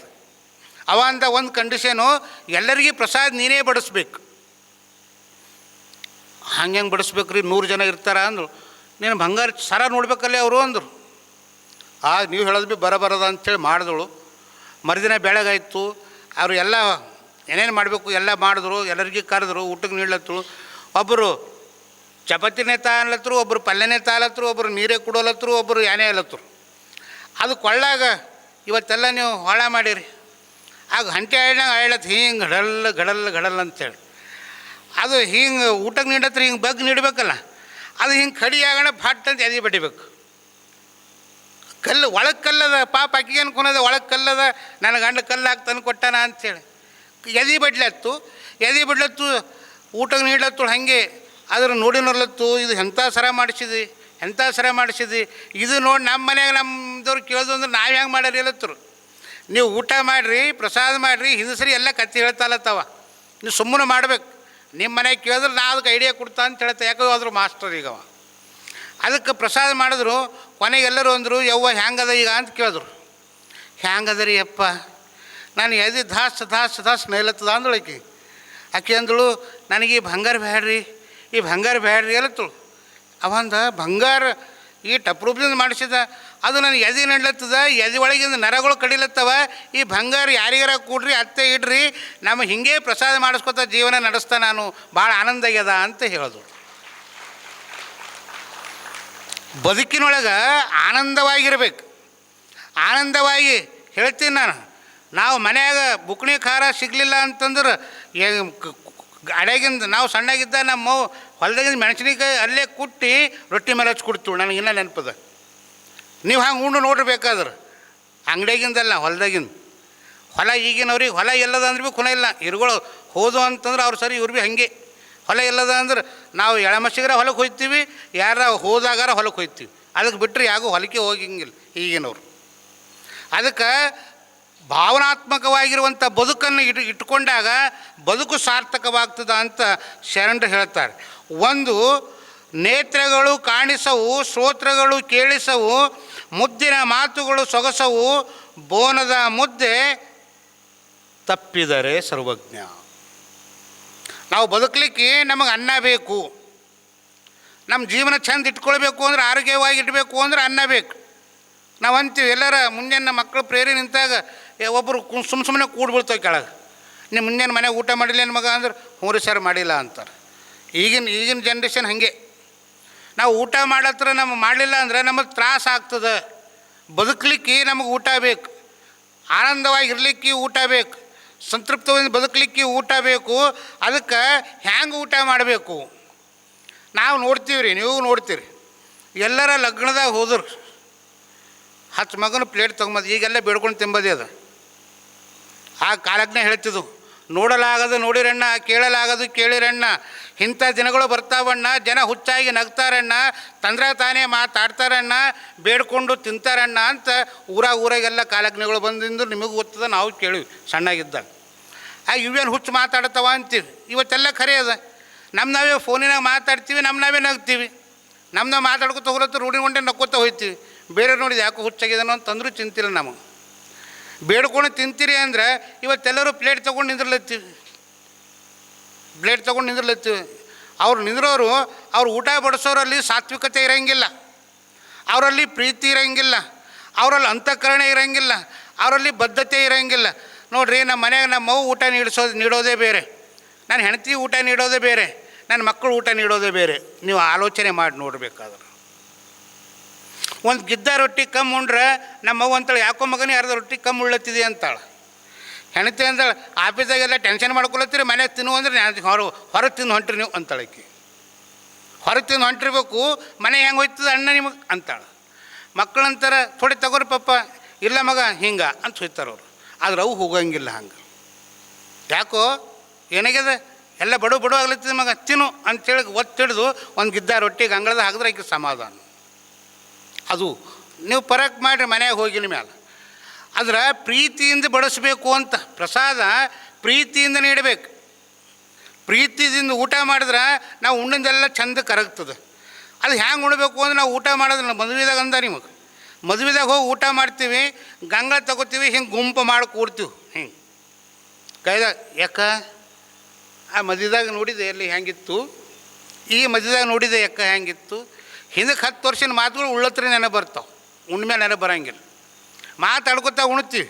ಅದಕ್ಕೆ ಶರಣರು ಹೇಳ್ತಾರೆ, ಮೌನದಲ್ಲೊಂಬುದು ಆಚಾರವಲ್ಲ, ಲಿಂಗಾರ್ಪಿತವ ಮಾಡಿದ ಬಳಿಕ ತುತ್ತಿ ಒಮ್ಮೊಮ್ಮೆ ಶಿವಶರಣನ್ನು ತಿರಬೇಕು, ಕರ್ಣ ವೃತ್ತಂಗಳಡಗುವು ಅಂತ ಹೇಳ್ತಾರೆ. ಶರಣರನ್ನು ನೆನ್ಕೋತ ಊಟ ಮಾಡಿದಾಗ ಅದು ಊಟ ಪಚನವಾಗ್ತದೆ, ಊಟ ಕರಗ್ತದೆ. ನಾವು ನಮಸ್ಕಾರ ಮಾಡಿ ಪ್ರಸಾದ ಮಾಡುವಾಗ ಲಿಂಗಾರ್ಪಿತ ಆಯಿತು ಅಂದ್ರೆ ಮೌನದಲ್ಲೊಂಬುದು ಅಂತ ಹೇಳಬೇಕು. ನಾವು ಊಟ ಮಾಡೋ ಟೈಮಿನಾಗ ಬಸವ ಅಂತ ಪ್ರಸಾದ ತೆಗೆದುಕೊಳ್ಬೇಕು, ಬೇರೆ ಮಾತಾಡಬಾರ್ದು. ಹಾಗೆ ಅಂತಾರಲ್ಲ, ಹಾಗೆ ಅಟಟಿ ಮಾಡಿ ಉಳ್ಳತ್ತಿದೆ ಅಂತಾಳೆ. ಅಟಟಿ ಮಾಡಿ ಯಾವತ್ತೂ ಊಟ ಮಾಡಬಾರ್ದು ಅಂತ ಹೇಳ್ತಾರೆ. ಅದಕ್ಕೆ ಹಿತ್ ಬುಕ್ಕು, ಮಿತ್ ಬುಕ್ಕು ಮತ್ತು ಋತ್ ಬುಕ್ಕು ಅಂತ ಹೇಳ್ತಾರೆ. ಹಿತವಾಗಿ ಊಟ ಮಾಡು, ಹಿತವಾಗಿ ಊಟ ಮಾಡು, ಮಿತವಾಗಿ ಊಟ ಮಾಡು, ಋತುವಿಗೆ ಅನುಸಾರವಾಗಿ ಊಟ ಮಾಡು ಅಂತ ನೋಡ್ರಿ. ನಾವು ಸುಮ್ಮನೆ ಹ್ಯಾಂಗೋ ಯಾಗೋ ತಿನ್ಬೋದಲ್ಲ. ತಿನ್ನೋದು ಹೆಂಗೆ ಅಂದ್ರೆ ಹಿತವಾಗಿರಬೇಕು, ಮಿತವಾಗಿರಬೇಕು, ಋತುವಿಗೆ ಅನುಗುಣವಾಗಿರಬೇಕು. ನಾವು ಚಿತ್ತಾಫಲ ಹಣ್ಣು ಬರ್ತದೆ, ಚಿತ್ತಾಫಲ ಹಣ್ಣು ಬಂದಾಗ ಚಿತ್ತಾಫಲ ಹಣ್ಣು ತಿನ್ನಬೇಕು. ಶೇಂಗಾ ಹೊಲದಾಗ ತೆಗೆದಾಗ ಶೇಂಗಾ ತಿನ್ನಬೇಕು. ಹೆಸರುಕಾಯಿ ಬಂದಾಗ ಹೆಸರುಕಾಯಿ ತಿನ್ನಬೇಕು. ಅವ್ರೆಕಾಯಿ ಬಂದಾಗ ಅವ್ರೆಕಾಯಿ ಕುದಿಸ್ಕೊಂಡು ತಿನ್ನಬೇಕು. ಜೋಳ ಬೆಳೆದು ಅಂದ್ರೆ ಸೀತಿ ಮಾಡ್ಕೊಂಡು ತಿನ್ನಬೇಕು. ಗೋಧಿ ಬೆಳೆದು ಉಮ್ಗಿ ತಿನ್ನಬೇಕು. ಈಗಿನವ್ರಿಗೆ ಕೇಳಿ ಚಿ ಅವಿಲ್ಲ, ಅವು ಉಂಬಂಗಿಲ್ಲ. ನಾವೇನು ಉಣ್ತೀವಿ ರೀ? ನಾವು ಈಗಿನ ಕಾಲದೊಳಗೆ ಮೊನ್ನೆ ನಾವು ಟಿ ವಿದಾಗ ನೋಡಿ, ಈಗಿನ ಮಕ್ಕಳಿಗೆ ದಯವಿಟ್ಟು ಒಂದು ತಿಳ್ಕೊರಿ, ಈ ಪಿಜ್ಜಾ, ನೂಡಲ್ಸ್, ಜಾಮ್ ಮತ್ತು ಏನೇನೋ ಕಾಮ್ ಬಾಮ್ ಎಲ್ಲವ ಅವು ಕೊಟ್ರೆ ಮಕ್ಕಳಿಗೆ ಕ್ಯಾನ್ಸರ್ ರೋಗ ಬರ್ತದ ಅಂತ ಹೇಳ್ಯಾರ. ನಾ ಹೇಳತ್ತಿಲ್ಲ, ವಿಜ್ಞಾನಿಗಳು ಹೇಳ್ಯಾರ. ಹೆಚ್ಚಿಗೆ ತಿಂದ್ರೆ ನಾವೆಲ್ಲ ಮಕ್ಳಿಗೆ ಏನು ಕೊಡ್ತೀವಿ, ಅಡುಗೆ ಏನು ಮಾಡ್ಯಾರಂತಂದು ತಿಳ್ಕೊಂಡು ಬೇಕ್ರಿದಾಗ ಹೋಗಿ ಅವೇನೇನೋ ತಂದು ಕೊಡ್ತೀವಿ. ದಯವಿಟ್ಟು ತಂದು ಕೊಡೋದಲ್ಲ. ಈ ಕೇಕಿನಾಗ ಯಾವುದೋ ಕೆಮಿಕಲ್ ಹಾಕ್ಯಾರ ಅಂತ ಮೊನ್ನೆ ಪೇಪರ್ದಾಗ ಬಂದಿತ್ತು. ಪೇಪರ್ ಓದಿರ್ಬೇಕು ಗೊತ್ತಾಯ್ತು. ಆ ಕೆಮಿಕಲ್ ಎಲ್ಲ ಬಣ್ಣದಿರ್ತದಲ್ಲ ಕೇಕಿನ ಮೇಲೆ. ದಯವಿಟ್ಟು ಮನೆಯಾಗಿರುವಂಥದ್ದು ಮೃಷ್ಟಾನವನ್ನು ಬಿಟ್ಟುಕೊಟ್ಟು ಯಾವುದೋ ತಿನ್ಕೊತ ಹೋಗಿ ಆರೋಗ್ಯ ಹಾಳು ಮಾಡ್ಕೊಳ್ತೀವಲ್ಲ. ನಮ್ಮವ್ವ ಶಾವಿಗೆ ಮಾಡ್ತೀವಿ, ಈಗೇನು ಮಾಡ್ತೀವಿ ರೀ? ಅವ್ರಿಗೆ ಕೊನೋದ ನೋಡ್ರಿ, ಮ್ಯಾಗಿ ಮಾಡ್ತೀವಿ. ನಮ್ಮ ಮೌದ್ಯರು ಉದ್ದಿನ ಹಪ್ಪಳು ಒಲೆ ಮೇಲೆ ಇಟ್ಟು ಹಂಚಿನ ಮೇಲೆ ಇದ್ರೊಳಗೆ ಕುಳ್ಳಿನ ಮೇಲೆ ಇಟ್ಟು ಹಿಂಗೆ ಬೇಯಿಸ್ಕೊಟ್ರೆ ತಿಳತ್ರ ಕಮ್ಮಗೆ ಹತ್ತಿದ್ವು. ಈಗೇನು ತಿಂತೀವಿ ರೀ ಹೇಳ್ರಿ? ಅದೊಂದು ಹೇಳ್ರಿ, ಕುರುಕುರೆ ಅಂತ ನೋಡ್ರಿ. ಹಪ್ಪಳು ತಿಂಬೋದು ಬಿಟ್ಟಿವಿ. ತಾಯಂದ್ರೆ ಕುಂತು ಶಾವಿಗೆ 4 ಜನ ನೋಡ್ರಿ ಭಾವನೆಗಳು ಹೆಂಗಿದ್ದು ಅಂದ್ರೆ 4 ಜನ 4 ಮನೆಯವ್ರು ಕುಂತು ತಲೆಯಾಗ ಒಂದೊಂದು ಅಡ್ಡಿ ತೊಗೊಂಡು ಎಲ್ಲರೂ ಹಿಡಿದು ಹಿಂಗೆ ಎಳಿತಿದ್ದೇವಾಗ.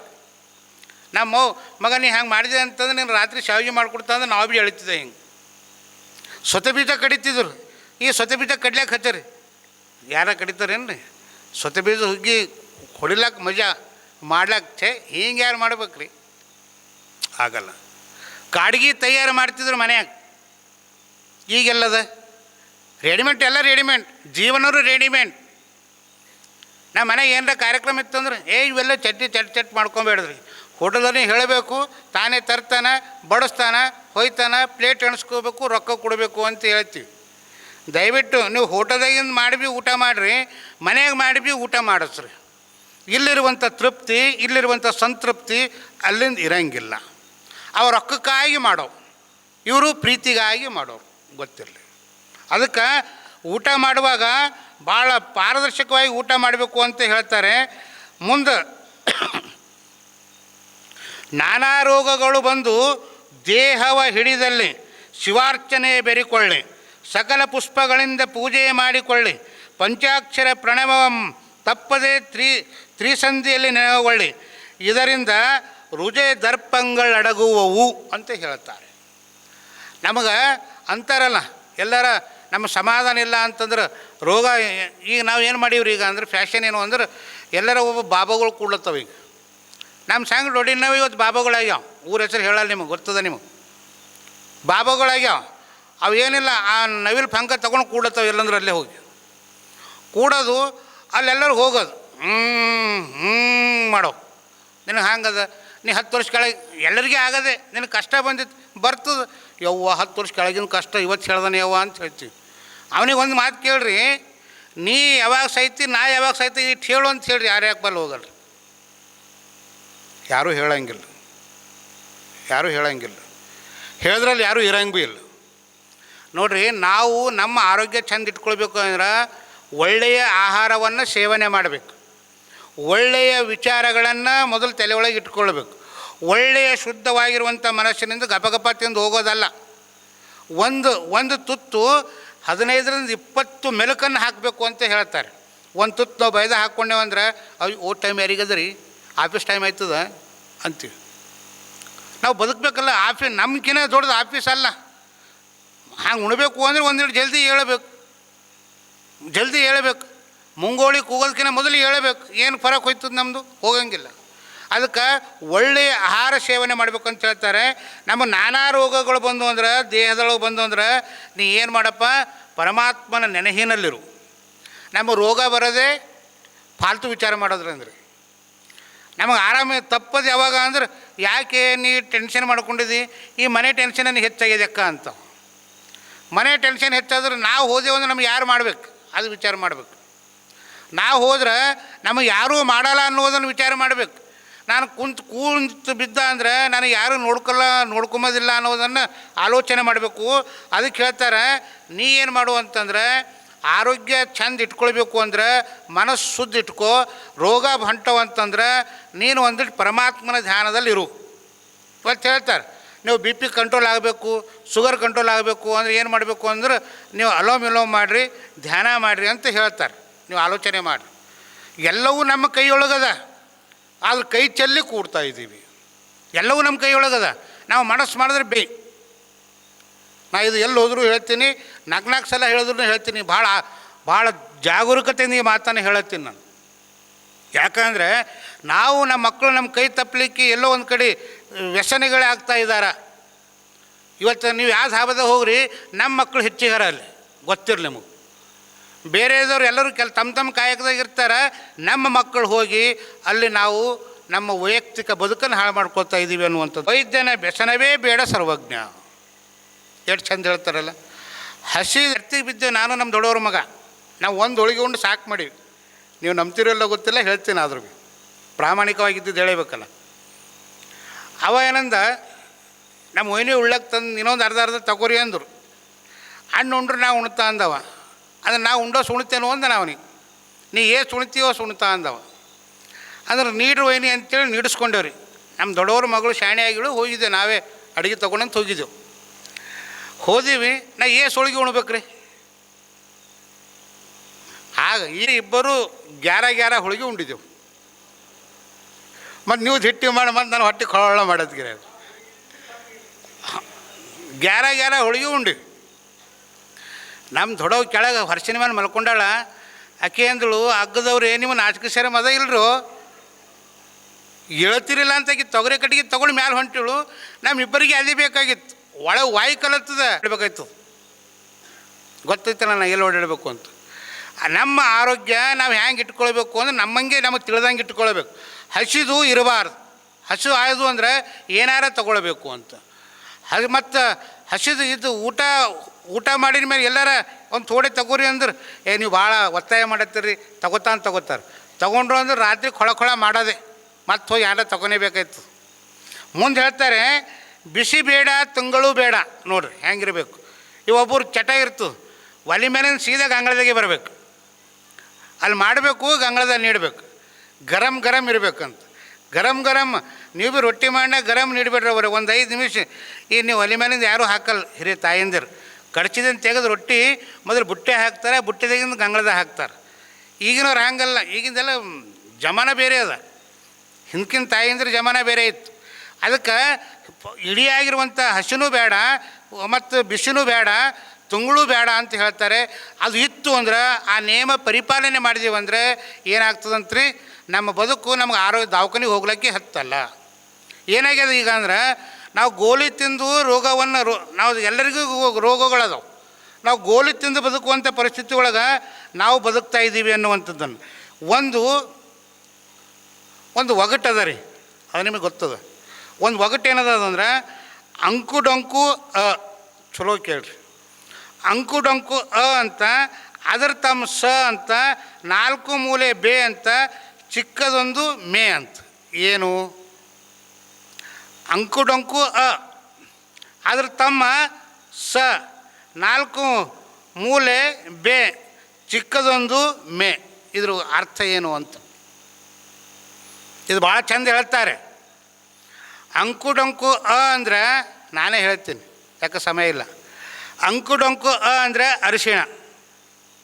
ಅಂಕು ಡೊಂಕು ಇರ್ತದಲ್ಲ ರೀ, ಅಂಕು ಡೊಂಕು ಅ ಅಂದರೆ ಅರಿಶಿಣ ಅಂತ.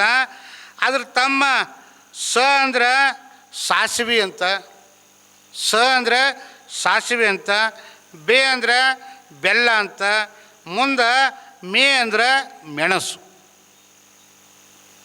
ಇವು ನಾಲ್ಕು ಪ್ರಯೋಗ ಮಾಡಿ ನೋಡ್ರಿ. ಇದು ನಮ್ಮ ಬಡವರ ಬಂಧುಗಳಿವು. ನಮ್ಮೆಲ್ಲರ ಮನ್ಯಾಗ ನಮಗೆ ಆರೋಗ್ಯ ಚಂದಿಲ್ಲ ಅಂದ್ರೆ ಅರಿಶಿಣ, ಹಾಲಿನಾಗ ಅರಿಶಿಣ ಕಲಸಿ ಕೊಡ್ತಾರೆ ತಾಯಿದರು. ನಮಗೆ ಭಾಳ ಕೆಮ್ಮು ಧನಿ ಕುಂತು ಅಂದ್ರೆ ಮೆಣಸು ಬೈದಾಗಿಟ್ಟು ಕಚ್ ಮೆಲಿ ಮಗ ಅಂತಾರೆ, ಅಂತಿರಲ್ರಿ ಅವ್ರೆ. ಈ ಯಾವ ವೇಸ್ಟ್ ಅಲ್ಲ, ಇದು ನಮ್ಮ ಗ್ರಾಮೀಣ ಬದುಕಿನ ಇದು ಜನಪದ ವೈದ್ಯರಿದು ಎಲ್ಲ. ಇವು ನಾಲ್ಕು ಭಾಳ ಬದುಕನ್ನು ಚಂದ ವ್ಯವಸ್ಥಿತವಾಗಿರ್ತಾವೆ. ಹಳದಿ ಲೋಹ ಅಂತ ಎದಕ್ಕೆ ಕರೀತಾರೆ ಅಂದ್ರೆ ಅರಿಶಿಣೀಕರಿತಾರೆ. ಅದಕ್ಕೆ ಒಳ್ಳೆಯ ಆಹಾರ ಪದಾರ್ಥವನ್ನು ಸ್ವೀಕಾರ ಮಾಡಿದ್ರೆ ನಮ್ಮ ಬದುಕು ಚಂದ ಇರ್ತದ ಅಂತ ಹೇಳ್ತಾರೆ. ಒಳಗೆ ಮುಂದೆ ಹೇಳ್ತಾರೆ ಭಾಳ ಚಂದ. ಅಕ್ಕ ಹೇಳ್ತಾಳೆ, ಬೆಳ್ಳಿ ಭಂಗಿ ನುಗ್ಗಿ ಉಳ್ಳೆ ಮೊದಲಾದವು ಎಲ್ಲವೂ ಬಿಡಬೇಕು. ನೋಡ್ರಿ, ನಾವು ನ್ಯಾಲ್ಗೆ ಚಪಲಕ್ಕೆ ಆರೋಗ್ಯ ಹಾಳು ಮಾಡ್ಕೊಳ್ತೀವಿ. ನ್ಯಾಲ್ಗೆ ಯಾವ್ದು ರುಚಿ ಹತ್ತದ ಹೊಡ್ತಿ ಮಾರು ಮಾಡ್ತೀವಿ. ಆದ್ರೆ ಆರೋಗ್ಯ ಯಾರು ಸಜ್ಜನದ? ಆರೋಗ್ಯ ಭೀ ನಮ್ಮ ಸಜ್ಜನ ಆಗಬೇಕು ಅಂದ್ರೆ ನ್ಯಾಲ್ಗೆ ಹೇಳಿನಂಗೆ ಎಲ್ಲ ಕೇಳೋದಲ್ಲ. ಪಂಚೇಂದ್ರಿಯಗಳು ಹೇಳಿದ್ದನ್ನು ಒಂದಿಷ್ಟು ಕಡಿವಾಣ ಹಾಕಬೇಕು ಅಂತ ಹೇಳ್ದೆ. ಅದಕ್ಕೆ ಅಕ್ಕ ಹೇಳ್ತಾರೆ ಇಲ್ಲಿ ಬೆಳ್ಳಿ ಭಂಗಿ ನುಗ್ಗಿ ಉಳ್ಳೆ ಮೊದಲಾದವನ್ನೆಲ್ಲ ಬಿಡಬೇಕು. ಬೆಳ್ಳಿ ಅಂದರೆ ಬೆಳಗಡ್ಡಿ, ಭಂಗಿ ಖಾರ, ನುಗ್ಗೆಕಾಯಿ, ಉಳ್ಳಗಡ್ಡಿ ಇವು ಕಡಿಮೆ ಮಾಡಬೇಕು. ಈಗೆಲ್ಲ ಮಹಾತ್ಮರೆಲ್ಲ ಈಗ ಅವರು ಎಲ್ಲರೂ ಪ್ರಸಾದ ಮಾಡಿಸ್ತೀವಿ, ಖಾರ ಹೆಚ್ಚ ಉಳ್ಳಾಗೇನ ಇಡ್ತೇವೆ. ಯಾರೋ ಮಹಾತ್ಮನ ಮನೆ ಬಂದರೆ ಉಳ್ಳಗಡ್ಡಿ ಹಚ್ಚಿ ಮಗನ ನಾವು ಗುಗ್ರಿದಾಗ ದಬಾಸ್ ಉಳ್ಳಗಡ್ಡಿ ಹಾಕಿದ್ರೆ ಗುಗ್ರಿ ಚಂದ ಹತ್ತವ ನಾವು ತಿಂತೀವಿಲ್ರಿ. ಗುಗ್ರಿದಾಗ ಉಳ್ಳಗಡ್ಡಿ ಹೆಚ್ಚಿದ್ರೆ ಗುಗ್ರಿ ಸೈ ಹತ್ತದ. ಉಳ್ಳಗಡ್ಡಿ ಹೆಚ್ಚು ಉಣಬೇಡ್ರಿ ತಮ್ಮ, ನುಗ್ಗೆಕಾಯಿ ಹೆಚ್ಚು ಉಣಬೇಡ್ರಿ, ಬೆಳಗಡ್ಡಿ ಹೆಚ್ಚು ಉಣಬೇಡ್ರಿ, ಖಾರ ಹೆಚ್ಚು ಉಣಬೇಡ್ರಿ ಅಂತ ಅಕ್ಕ ಹೇಳ್ತಾಳೆ. ಕಾಮವೇ ನೀನು ನಿಲ್ಲು, ಕ್ರೋಧವೇ ನೀನು ನಿಲ್ಲು, ಮದವೇ ನೀನು ನಿಲ್ಲು, ಮತ್ಸರವೇ ನೀನು ನಿಲ್ಲು. ಎಲ್ಲರಿಗೆ ಯಾಕೆ ನಿಂದ್ರಂದಳು ಅಂದರೆ ಪರಮಾತ್ಮನ ಓಲೆಯನ್ನು ತೆಗೆದುಕೊಂಡು ಹೋಗ್ಲತ್ತೀನಿ ಅಂತ ಹೇಳಿದಳು. ಅವು ಯಾವಾಗ ಬರ್ತಾವ ಅಂದರೆ ಇವೆಲ್ಲ ಹೆಚ್ಚಿಗೆ ಊಟ ಮಾಡಿನಾಗ ಅವೆಲ್ಲ ಬರ್ತಾವ.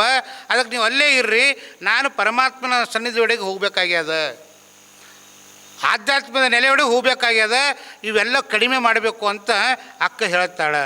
ಮುಂದೆ ಮೃತಲಿಂಗಕ್ಕೆ ಸಲ್ಲವಾಗಿ ಈ ನಾಲ್ಕು ಬಂದಲ್ಲಿ ದೋಷ ಉಂಟು, ಆಚಾರವೇ ಪ್ರಾಣವಾದ ರಾಮೇಶ್ವರ ಲಿಂಗದಲ್ಲಿ ಅಂತ ಹೇಳ್ತಾರೆ.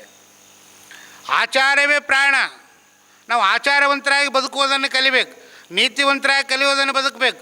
ನೋಡ್ರಿ, ಒಂದು ಸಲ ಒಬ್ಬ ಹುಡುಗ ಮದುವೆ ಆಗಿನವು ಇರ್ತಾನೆ, ಹೊಸ ಮದುವೆ ಆಗಿಂದ ಇರ್ತದೆ. ಅಕ್ಕಿ ಅಂತಾಳೆ ನಮ್ಮ ತವ್ರ ಮನೆಗೆ ಹೋಗ್ಬರ್ಜರ ಅಂತ ಹೇಳ್ತಾಳೆ. ಅವ ಯಾಕಾಗಲ್ಲ ಅಂದ್ರೆ ಅವ್ನ ಮರೊಂದು ಹಳೆ ಸೈಕಲ್ ಇರ್ತದೆ.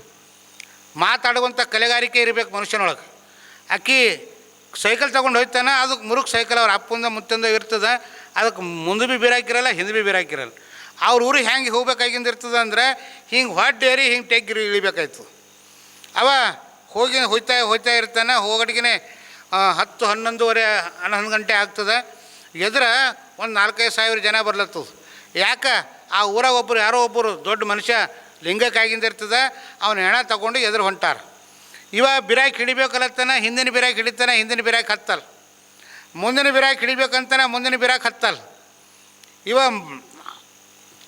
ಗಾಡಿ ಸೈಕಲ್ ಓಡೋದು ಮಾಡತ್ತದ.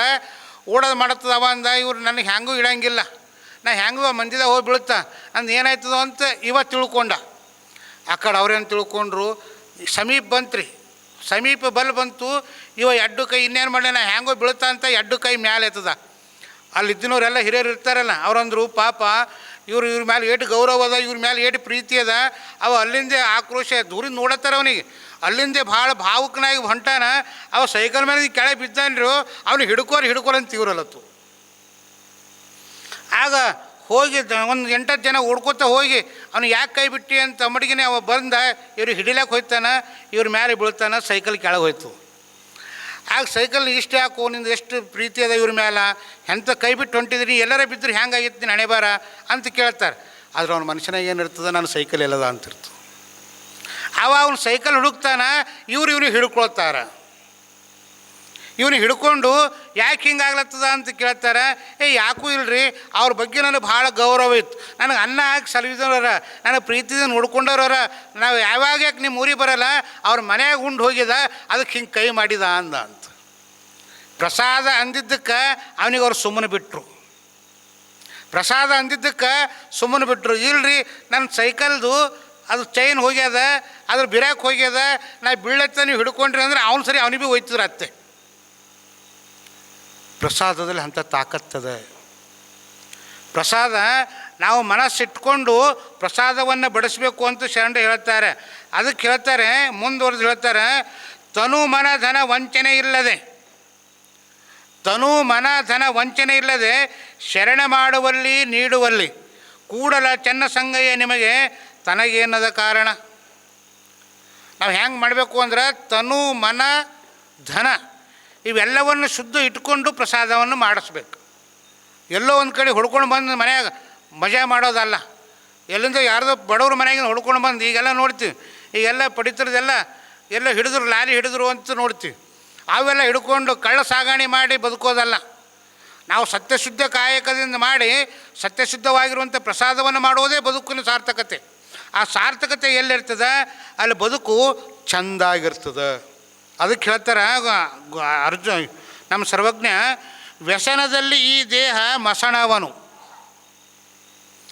ವ್ಯಸನದಲ್ಲಿ ಈ ದೇಹ ಮಸಣವನು ಕಾಣುವನು, ವ್ಯಸನ ಬಿಟ್ಟು ಹಸನಾಗಿ ದುಡಿದರೆ ನಿಜಕ್ಕೂ ಅಶನ ವಸನಗಳೆಂಬೆ ಸರ್ವಜ್ಞ. ನಮ್ಮ ಬದುಕು ಎಲ್ಲಿ ಹಾಳಾಗ್ಲತ್ತಂದ್ರೆ ವ್ಯಸನಕ್ಕೆ ಹಾಳಾಗ್ಲತ್ತದ. ಕುಡಿಯೋದು, ತಿಂಬೋದು, ಯಾಕೆ ತಿನ್ಬೇಕ್ರಿ? ಮನ್ಯಾಗ ಇಂತಿಂಥ ಚಂದ ಮೃಷ್ಟಾನ ಭೋಜನ ಇರ್ತದೆ. ನೆಂಕಿಟ್ಟು ರೊಟ್ಟಿ ಒಳಗೆ ಎಣ್ಣೆ ಹಚ್ಕೊಂಡು ಉಂಡ್ರೆ ಅರ್ಧ ರೊಟ್ಟಿ ಹೆಚ್ಚಿಗೆ ಉಣ್ತೀವಿ. ಧಾಬಾದ ಹೋದ್ರೆ ಅವಾಗ ಬೇಡಿ ನೋಟ್ ರೊಕ್ಕ ಕೊಟ್ಟು ಮನೆಗೆ ಬರ್ತೀವಿ. ಆದ್ರೆ ಹೊಟ್ಟೆ ತುಂಬ್ತದೇನು ರೀ? ಹೊಟ್ಟೆ ತುಂಬಂಗಿಲ್ಲ, ಗೊತ್ತಿಲ್ಲ ನಿಮಗೆ. ಒಬ್ಬೊಬ್ರಿಗೆ 1,000 ರೂಪಾಯಿ ಬಿಲ್ ಮಾಡಿದ್ರೆ ಸಹಿತ ಹೊಟ್ಟೆ ಯಾಕೋ ಏನೋ ಖಾಲಿನೇ ಅದ. ಮನೆ ಬರಟಿಗೆ ಮತ್ತೆ ಹಸು ಆಯ್ತಾವೆ. ನೀವು ಮುಂಜಾನೆ ಕತ್ತರಿಸಿ ಒಂದು ಜೀಡ್ ರೊಟ್ಟಿ ಮೊಸರು ಹಾಲು ಕಲಸ್ಕೊಂಡು ಉಂಡು ನೋಡ್ರಿ, ಸಂಜೆ ತನಕ ಹಸೋದ್ರೆ ದೇವ್ರಾಣಿ ಅದ. ಮನ್ಯಾಗ ಪ್ರೀತಿಯ ನಲ್ಮೆಯ ಊಟವನ್ನು ಪ್ರಸಾದವನ್ನು ಬಡಿಸ್ತಾರೆ. ಹೊರಗಡೆ ಕಮರ್ಷಿಯಲ್ ಆಗಿರುವಂಥ ಊಟವನ್ನು ಭಕ್ಷ್ಯವನ್ನು ಬಡಿಸ್ತಾರೆ. ಅದಕ್ಕೂ ಇದಕ್ಕೂ ಇರುವಂಥ ವ್ಯತ್ಯಾಸ. ಯಾಕಲ್ಲ ನಮ್ಮ ರುಚಿ ಹತ್ತಿರ ಸಹಿತ ಹೊಟ್ಟೆ ತುಂಬಲ್ಲ ಅಂತೀವಿ ಅಂದರೆ ಅದಕ್ಕೆ ಅಂತೀವಿ ಅನ್ನೋದು ಗೊತ್ತಿರಲಿ. ನಾವು ಹೊರಗೆ ಉಣಬೇಡ್ದೇನ್ರಿ, ಉಣಬೇಕು. ಆದರೆ ನಾವು ಹೊರ ಹಿಂಗೆ ಉಳ್ಳತ್ತಿನಂತ ತಿಳ್ಕೊಂಡು ಹೋಗಿ ಊಟ ಮಾಡಬೇಕು. ಈ ಜೀವನಕ್ಕೆ ಯಾವುದು ಸಮೀಪ ಇರ್ತದೆ ಅದನ್ನು ಮಾತ್ರ ಊಟ ಮಾಡಬೇಕು. ಹೋಗಿ ಮಾಂಸ ತಿಂದ, ಸರಿಕೊಂಡ, ಮತ್ತೊಂದು ಮಾಡಿದ್ರೆ ಜೀವನ ಯಾಕೆ ಬರ್ತದೆ ರೀ? ನಮ್ಮ ಜೀವನ ಸಾರ್ಥಕ ಆಗೋದಿಲ್ಲ. ಅದಕ್ಕೆ ಮುಂದೆ ಹೇಳ್ತಾರೆ, ನಾಲಿಗೆ ಕಟ್ಟಿದವನು ಕಾಲನಿಗೆ ನೋಡ್ರಿ, ನಾಲಿಗೆ ಯಾವ ಕಟ್ತಾನ ಅವನಿಗೆ 100 ಶತಮಾನೋತ್ಸವ ಆಚರಣೆ ಮಾಡ್ಕೊಳ್ತಾನೆ. ನಿಮಗೆ ಗೊತ್ತಿರಲಿ, ಚನ್ನಬಸವ ಪಟ್ಟದೇವರು ಕೊನೆ ಕಾಲದೊಳಗೆ 1 ತಿಂಗಳು ಅವ್ರಿಗೆ ಸೇವೆ ಮಾಡುವಂಥ ಅವಕಾಶ ನನಗೆ ಅಪ್ಪರು ಕೊಟ್ಟಿರು. ಬಸವೇಶ್ವರ ಹಾಸ್ಪಿಟಲ್ದಲ್ಲಿ ನಾನು ಭಾಲ್ಕಿ ಖಂಡ್ರೆ ಅವರಿದ್ದು, ಮುಕ್ತ ಅಕ್ಕವ್ರು. ಅಲಶೆಟ್ಟಿ ಡಾಕ್ಟ್ರ್ ಅವರಿಗೆ ನೋಡ್ತಾಯಿದ್ರು. ಅವರು 107 ವರ್ಷ ಆದರೂ ಸಹಿತ 1 ಗೇಣು 1 ಚಂಪ ಬೇನ್ ಕಡ್ಡಿ ಅವ್ರಿಗೆ ತಂದೆ ಕೊಡಬೇಕು. ಅವಾಗೂ ಹಲ್ಲು ತಿಕ್ತಿದ್ರು. ಹಲ್ಲು ತಿಕ್ಕಿ ಅಲಶೆಟ್ಟಿ ಡಾಕ್ಟ್ರ್ ಏನಂದರು, ಇವ್ರಿಗೆ ಸ್ವಲ್ಪ ಶುಗರ್ ಜಾಸ್ತಿ ತೋರ್ಸ್ಲತ್ತದ ರೀ, ಇವ್ರಿಗೆ ಹಾಗೆ ಸ್ನಾನದ ಮಾಡಿಸ್ಬೇಡ್ರಿ, ಹಾಗೆ ಪ್ರಸಾದ ಮಾಡಿಸ್ರಿ ಅಂತ ಹೇಳಿದ್ರು ಅವರು. ಮುಕ್ತಾಬೆ ಅವರಿದ್ದರು. ನಾವೊಂದು ಸರ್ ನೀವೇ ಹೇಳ್ರಿ ಅಪ್ಪೋರಿಗೆ, ನಾವು ಹೇಳಿದ್ರೆ ಕೇಳಲ್ಲ ಅಂತ ನಾವು ಹೇಳಿದ್ವಿ. 107 ವರ್ಷದ ಹಿರಿಯ ಚೇತನ ಅವರು. ಅವರಂದರು, ಯಪ್ಪ ಅವ್ರ ಹಿಂದೆ ಒಂದು 7-8 ಜನ ಡಾಕ್ಟ್ರುಗಳು, ಅವ್ರ ಅಸಿಸ್ಟೆಂಟ್ ಡಾಕ್ಟ್ರುಗಳಿದ್ದರು. ಯಪ್ಪ ನೀವು ಒಂದು 4-5 ದಿನ ಪ್ರಸಾದ ಸ್ನಾನ ಮಾಡಬೇಡ್ರಿ, ಆರೋಗ್ಯ ಸ್ವಲ್ಪ ಏರುಪೇರು ಆಗ್ಲತ್ತದ, ನೀವು ಹಾಗೆ ಪ್ರಸಾದ ಮಾಡಿರಿ ಅಂದರು. ಅವ್ರ ಕಿವಿ ಕೂರಿದ್ದು ನಿಮಗೆಲ್ಲ ಗೊತ್ತದ. ಅವ್ರ ಲಿಂಗೈಕ್ಯ ಆಗೋ ತನಕ ಅವ್ರ ಹಲ್ಲು, ಅವ್ರ ಕಿವಿ, ಅವ್ರ ದೃಷ್ಟಿ ಭಾಳ ಚಂದಿತ್ತು. ಅವ್ರಂದರು, ಏನಂದು ಅಂದರು. ಅಪ್ಪರ ಕಿವಿಗಿನೇ ಕೇಳೋಂಟ ಸಣ್ಣಪ್ಪರು ಭೀ ಇದ್ದರು, ನೀವು ಕೇಳಬೇಕಾದ್ರೆ ಅಪ್ಪರಿಗೂ. ಅವರಂದರು, ಯಪ್ಪ ನೀವು 4 ದಿನ ಸ್ನಾನ ಮಾಡಬೇಡ್ರಿ, ಪ್ರಸಾದ ಹಾಗೆ ಮಾಡಿರಿ ಅಂದರು. ನಿಮಗೆ ಹೇಳ್ತೀನಿ ರೀ, ಅಪ್ಪವ್ರು ಹಿಂಗೆ ಮಲ್ಕೊಂಡಿರು ಅದೇ ಕೈದಿಂದ ಅವ್ರ ಕೈ ಹೆಂಗಿತ್ತು ಅಂತ ಗೊತ್ತದ ನಿಮಗೆ. ಹಿಂಗೆ ಪಂಜಾಬಿ ಮನುಷ್ಯ ಅವರು ಕೈದಿಂದ ಹಚ್ಚಿ ಮಗನ ಅಲಶೆಟ್ಟಿ ಡಾಕ್ಟ್ರು ಕಡಲ್ಲಂತ ಒಂದು ಕಪ್ಪಳದಾಗ ಹೊಡೆದ್ರು. ಅವ್ರು ಹ್ಯಾಂಗೆ ಕಪ್ಪಳದಾಗ ಹೊಡೆದಾರ ಹಂಗೆ ಅದೇ ಕೈ ಗಲ್ಲದ ಮೇಲೆ ಬಿತ್ತವ್ರಿಗೆ. ನಾನು ಸ್ನಾನ ಮಾಡಲಾರ್ದೆ ಪ್ರಸಾದ ಮಾಡಂತಿ, ನೀ ಅವನು ಅಪ್ಪರಿಗೆ ಯಾರು ದವಾಖಾನಿಗೆ ನೋಡ್ಯಾಕೆ ಬಂದಾರ ಅವ್ರು ಮೊದಲು ಹೇಳೋದೇನು ಅಂದ್ರೆ, ಹೋಗಿ ಪ್ರಸಾದ ಮಾಡಿರಿ, ನೀವು ಹೋಗಲ್ಲಿ ಪ್ರಸಾದ ಮಾಡಿರಿ, ಮಾಡ್ಯಾರಿಲ್ಲೋ ಅಂತ ಕೇಳೋರು ನನಗೆ. ಯಪ್ಪ ಮಾಡತ್ತಾರಿ ಅಲ್ಲ, ಹಾಂ ಮಾಡತ್ತಾರ ನೋಡ್ರಿ. ಪ್ರಸಾದದಲ್ಲಿ ಮಾಡಿಸಿ ಮಗ್ನಾಗಿ ಬದುಕನ್ನೇ ಪ್ರಸಾದ ಕಾಯವನ್ನು ಮಾಡ್ಕೊಂಡಿರುವಂಥವ್ರು ನಮ್ಮ ಚನ್ನಬಸವ ಪಟ್ಟದೇವರು. ಸುಮ್ಮನೆ ಆಗಂಗಿಲ್ಲ ರೀ ಪ್ರಸಾದ ಕಾಯ. ಇವತ್ತು ನಾವು ಅವ್ರಿಗೆ ಬೇಡಿದ್ದನ್ನು ಎಲ್ಲ ನಮ್ಗೆ ವರ ಸಿಗ್ತದಂತ ನಾವು ಯಾಕೆ ಅಂತೀವಿ ಒಟ್ಟು ಆತ್ಮವಿಶ್ವಾಸದಿಂದ ಅಂದ್ರೆ ಅವ್ರು ಹಂಗೆ ಬದುಕ್ಯಾರ. ಮತ್ತು ನಮಗೆ ಯಾರು ಬೇಡ್ಕೊಂಡ್ರೆ ನಮಗೆ ಏನೂ ಸಿಗಂಗಿಲ್ಲ. ಯಾಕೆ ನಮ್ಮಲ್ಲ ಭಾವನೆಯೇ ಇಲ್ಲ, ಆ ವಿಚಾರಗಳೇ ಇಲ್ಲ, ಆ ಬದ್ಧತೆಯೇ ಇಲ್ಲ ಅಂತ ಹೇಳ್ತಾರೆ. ಅದಕ್ಕೆ ಹೇಳ್ತಾರೆ, ನಾವು ನಾಲಿಗೆ ರುಚಿ ಮೇಲಾಡುತ್ತಿತ್ತು ಅಂದ್ರೆ ನಾವು ಯಾವಾಗ ನಮಗೆ ಡೆಂಗ್ ಅಂತದೋ ಗೊತ್ತಿಲ್ಲ ಅಂತ ಹೇಳ್ತಾರೆ ತಿಳಿದವರು. ಮುಂದೆ ಶರಣರು ಹೇಳ್ತಾರೆ, ಈ ಅಂಗವೇ ಭೂಮಿಯಾಗಿ ಲಿಂಗವೇ ಬೆಳೆಯಾಗಿ ವಿಶ್ವಾಸವೆಂಬ ಭತ್ತ ಬಲಿದು ಉಂಡು ಸುಖವಾಗಿರಬೇಕೆಂದ ಕಾಮಭೀಮ ಜೀವದೊಡೆಯ ಅಂತ ಹೇಳ್ತಾರೆ. ನಾವು ಹೆಂಗೆ ಉಣಬೇಕು ಅಂದರೆ ನೋಡ್ರಿ, ಕಳವಿ ಇರ್ತದೆ. ನಾವು ಮೊದಲು ಅನ್ನ ಯಾಕೆ ಹಚ್ತೀವಿ ರೀ? ಪ್ರಸಾದ ಬಡಿಸ್ತೀವಿ. ಪ್ರಸಾದ ಬಡಿಸುವಾಗ ಮನೆಯಾಗ ಮೊದಲು ರೊಟ್ಟಿ ತಂದಿಡಂಗಿಲ್ಲ, ಅನ್ನನೇ ಇಡ್ತೀವಿ. ಬೆಳ್ಳಗಿರೋ ಕಡೆಯಿಂದ ಅಲ್ಲ, ನಾವು ಹೊಲದಾಗ ಅದು ತಗ್ಗಿ ಇರ್ತದೆ, ಬಗ್ಗಿ ಇರ್ತದೆ. ನಾನು ಶರಣಾಗಿ ನಿನ್ನನ್ನು ಸ್ವೀಕಾರ ಮಾಡ್ತೀನಿ ಅನ್ನುವಂಥ ಭಾವನೆ ನನ್ನಲ್ಲಿ ತಲೆ ಬಗ್ಗಿಸಿ ಊಟ ಮಾಡುವುದನ್ನು ಬರಲಿ. ನಿನಗೆ ಶರಣಾಗಿರ್ತೀನಿ, ಈ ಆಹಾರಕ್ಕೆ ನಾನು ಧನ್ಯನಾಗಿರ್ತೀನಿ ಅಂತ ತಿಳ್ಕೊಂಡು ಬದುಕಬೇಕು ಅಂತ ತಿಳ್ಕೊಂಡು ಮೊದಲು ನಾವು ಅನ್ನವನ್ನು ಬಡಿಸ್ತೇವೆ. ಇವತ್ತು ನೋಡ್ರಿ, ಹಿಂದಕ್ಕೆಲ್ಲ ನಾವು ನವಣಿ ಜೋಳ ಹೊಲದಾಗ ಬೆಳೆಸ್ತಿದ್ದೆ. ನಾವು ಉಂಡ್ರೆ ಅನ್ನ ಉಂಬರ್ ನೋಡಿ ನಾವು ಅಂತೀವಿ, ಅವ್ರ ಮನೆಯಾಗ ಎಂಥ ಬೆಳ್ಳನಾಗ ಅನ್ನ ಊಟ ಮಾಡತ್ತಾರ, ನಾವು ಇಂಥದ್ದು ಉಳ್ಳತ್ತೀವಿ ಅಂತ ಹೇಳ್ತಿದ್ವಿ. ಒಬ್ಬಾಕಿ ತಂಗಿ ಏನು ಮಾಡಿದಳು ಅಂತಂದ್ರೆ, ಅಣ್ಣ ಬಂದಿದ್ದ ತೋಲ್ ದಿನ ಗಂಡ ಬಾಜು ಕುಂತಿದ್ದ. ಗಂಡ ಕುಂತ್ರ ಗಂಡಗೆ ಕಳವೆ ಚಂದಂದು ಬಾಸ್ಮತಿ ಅಕ್ಕಿ ನೀಡಿದಳು. ಅಣ್ಣಗೆ ಮನೆ ಕಳವಿ, ಆಗೆಲ್ಲ ಮನೆ ಕಳವಿ ಕುಟ್ಟಿ ನೀಡ್ತಿದ್ರು. ನೀವು ಅದರೊಳಗೆ ಎಸ್ಬಿ ಹಾಲು ಹಾಕ್ರಿ ಅತ್ತೆ ಹೋಯ್ತು. ಈ ಅನ್ನದಾಗ ಒಂದು ಸಿಂಪಿ ಹಾಲು ಹಾಕ್ರಿ ಗಂಗಾ ತುಂಬ ಆಯ್ತು ನಾವು ಉಂಬ ಅನ್ನದಾಗ. ಅವ ಅನ್ನದವಂತಾನ ನಮ್ಮ ತಂಗಿ ಗಂಡಗಿಲ್ದ್ರೆ ಅಂಥದ್ದು ಅನ್ನ ನೀಡ್ಯಾಳ, ನನಗಿಲ್ದ್ರೆ ಇಂಥದ್ದು ನೀಡ್ಯಾಳ ಅಂತ ಮನುಷ್ಯನಾಗ ಎಲ್ಲೋ ಒಂದು ಕಡೆ ಬರ್ತದೆ. ತಂಗಿಗೆ ಅಣ್ಣಗೆ ಬರ್ತದೆ. ಅಣ್ಣ ಇಬ್ಬರು ಊಟ ಮಾಡ್ತಾರೆ. ಅವ ಗಂಡಿದ್ದವಂತಾನ, ನಿಮ್ಮ ಅಣ್ಣಗೆ ಭೀ ಅದೇ ನೀಡು ಅಂತಾನೆ. ಆಕೆ ಹೆಂಗೆ ಹೇಳೋಕ್ಕಾಯ್ತದ್ರಿ? ಇಲ್ಲ ನಮ್ಮ ಅಣ್ಣ ಇದೇ ಉಣ್ತಾನೆ ರೀ ಅಂಥೇಳಿ ಒಳಗೆ ಹಾಲು ಹಾಕ್ತಾಳೆ, ಗಂಡಗೆ ಭೀ ಹಾಲು ಹಾಕ್ತಾಳೆ. ಇದು ಇನ್ನೂ ನೀ ಬೇಕೇ ಅಂತ ಮನೆ ಕಳವಿ ಊಟ ಮಾಡಿ ನೋಡ್ಬೇಕಾದ್ರೆ ಅದು ಬಾಣ್ತೇರಿ ಕೊಡ್ತಾರೆ. ಈಗೆಲ್ಲ ಬಾಣ್ತೇರಿ ಭೀ ಇಲ್ಲ. ಈಗೆಲ್ಲ ಗಡ್ಡೆ ಕಟ ಕುಟ್ಟಿ ತಲೆನಲ್ಲಿ ಹತ್ತಿರ ಕುಟ್ಟಿ ತಲೆಗೆ ಹಚ್ಚಿದ್ರೆ ತಲೆ ಕಮ್ಮಿ ಆಯ್ತಿತ್ತು. ಈಗ ನಾವು ಯಾರು ಬೆಳಗಡ್ಡೆ ಹಚ್ಕೊತೀವಿ, ಕುಟ್ಟಿ ಹಚ್ಕೊಂಬಂಗೆ ಇಲ್ಲ. ಇದು ನಮ್ಮ ಪದಾರ್ಥವನ್ನು ನಾವು ಸ್ವೀಕಾರ ಮಾಡುವಂಥದ್ದನ್ನು ನಮ್ಮ ಮನೊಳಗೆ ಬರಬೇಕು ಅಂತ ಹೇಳ್ತಾರೆ. ಮದ್ಯಪಾನ ಮಾಡಿ ಇದ್ದುದೆಲ್ಲವನಿಗೆ ಬಿದ್ದು ಬರುವವನ ಸದ್ದಡಗಿ ಸಂತಾನ ಎದ್ದು ಹೋಗುವವು ಸರ್ವಜ್ಞ. ನೋಡ್ರಿ, ನಾವು ಕುಡಿಯೋ ಸಂಸ್ಕೃತಿ ನಮ್ದಲ್ಲ. ಯಾಕೆ ಕುಡಿಬೇಕ್ರಿ? ಯಾಕೆ ತಿನ್ಬೇಕ್ರಿ? ಯಾವುದು ಕುಡಿಬೇಕು ಅಂದ್ರೆ ಹಾಲು ಅದ ಮನ್ಯಾಗ, ಮಜ್ಜಿಗೆ ಅದ ಮನ್ಯಾಗ, ನೀರವ ಮನ್ಯಾಗ, ಗಡಿಗೆಗೆ ನೀರು ಕೊಂಡ್ರೆ ಯಾವ ಫ್ರಿಜ್ ಭೀ ಹತ್ತಂಗಿಲ್ಲ. ನಮಗೆ ಕೊಂಡು ನೋಡ್ಬೇಕಾದ್ರೆ ಮಜಾನೇ ಬೇರೆ, ಕುಡಿಯಂಗಿಲ್ಲ. ಹಿಂದಕ್ಕೆ ತಳಿ ಇಟ್ಟು ಆ ಗಡಿಗೆದೊಳಗೆ ಹಾಲು ಇಡ್ತಿದ್ರು. ಹಾಲು ಇಟ್ರ ಮೇಲೆ ಇಟ್ಟು ಒಂದು ಇಂಚು ಮ್ಯಾಲೆ ಕೆನೆ ಬರ್ತಿತ್ತಿಲ್ರಿ ಅಜ್ಜಿ. ತಳಿದಾಗ ಹಾಲಿಟ್ರೆ ಅದು ಗಡಿಗ್ಯಾಗ ಹಾಲಿಟ್ರೆ ಅದು ಕೆನೆ ಬರ್ತಿತ್ತು. ಈಗ ನಾವೆಲ್ಲ ಭಗೋಣ್ಯಾಗ ಹಾಲು ಇಡ್ಲತ್ತೀವಿ, ಅದು ಕೆನೆ ಏಟು ಬರ್ತದೆ ರೀ ಅವರೇ. ಹಿಂಗೆ ಬಟ್ಟಚ್ಚಿ ಹಿಂಗೆ ಎಳೆಟಿಗೆ ಅದು ಪುಟಕ್ಕಂತ ಎಲ್ಲನೇ ಮುಗಿದೈತು, ಇತ್ತೇ ಬರ್ತದೆ ಅದು. ಆ ಕೆನೆ ಆ ಗಡಿಗೆ ಕೆದ್ರಕೊಂಡು ಕೆಳಗೆ ಅದು ಹಾಲು ಹಾಕಿದ್ದು ಕೆದ್ರಕೊಂಡು ತಿಂದ್ರೆ ಒಳಗೆ ಥೋಡೆ ಸಕ್ಕರೆ ಹಾಕ್ಕೊಂಡು ತಿಂತಿದ್ದೆವು. ತಿಂದಿರಿ ಶೇನ್ರಿ ನೀವು? ತಿಂದಿವಿ. ಹಳ್ಳಿ ಜೀವನ ಇದು. ಮನೆಯ ಊಟ ಸ್ವರ್ಗಕ್ಕೆ ಸಮಾನ ಇರ್ತದೆ. ಮನೆ ಊಟ ಬಿಟ್ಟು ಬೇರೆ ಊಟ ಚಾಲೂ ಮಾಡಿ ಹೋದಿವಂದ್ರೆ ನಾವು ಒಂದು ತಿಳ್ಕೊಳ್ಬೇಕು, ನನ್ನ ಬರುವಂಥ ಆಯುಷ್ಯವನ್ನು ಒಂದೊಂದು ದಿನ ಕಡಿಮೆ ಮಾಡ್ಕೊಳ್ತೀನಿ ಅಂತ ತಿಳ್ಕೊಳ್ಬೇಕು. ಈಗೆಲ್ಲ ಹೆಂಗಾಗ್ಯದ ಅಂದ್ರೆ ನಾವು ಮೊಬೈಲ್ದಾಗ ಕುಂತು ಪಟ್ ಅಂತ ಹೊಡೆದ್ರೆ ಛಟ್ ಅಂತ ತಂದು ಆಗ್ಯಾವ. ನಾವು ಮನೆ ಕುಂತು ಆರ್ಡ್ರ್ ಮಾಡಿದ್ರೆ ನಮ್ಮ ಮನೆ ಚೆನ್ನಾಗಿ ಬಾಗಿಲೇ ಬರ್ತದೆ. ದಯವಿಟ್ಟು ಅವು ಆರ್ಡ್ರ್ಗಳು ಬೇಡ. ನಾವು ಮೈ ಮುರಿದು ಈಗೆಲ್ಲ ಹಿಂಗೆ ಮಾಡ್ತಾರೆ, ವ್ಯಾಯಾಮ ಮಾಡ್ಲಿಕ್ಕೆ ಹೋಗ್ತಾರೆ. ಈಗೆಲ್ಲ ಹಿಂದಕ್ಕೆ ತಾಯಿದರೆಲ್ಲ ಏನು ಮಾಡ್ತಿದ್ರು, ನಸ್ಕಿನ 4 ಗಂಟೆಗೆ ಎದ್ದು ಬೀಸ್ತಿದ್ರು. ಈಗ ಮತ್ತು ಹಿಂಗೆ ಮಾಡ್ತೀವಿ, ಕಾಲಿಗೆ ಕೈ ಹುಡ್ಕೊತೀವಿ, ಕೈ ಕಾಲು ಹುಡ್ಕೊತೀವಿ. ಕುಟ್ಟಿದ್ರೆ ಯಾಕೆ ಕೈ ಕಾಲು ಹುಡ್ಕೊಳಕ್ಕೆ ಹತ್ತದ? ಹಿಂಗೆ ಯಾಕೆ ಮಾಡ್ತೀವಿ?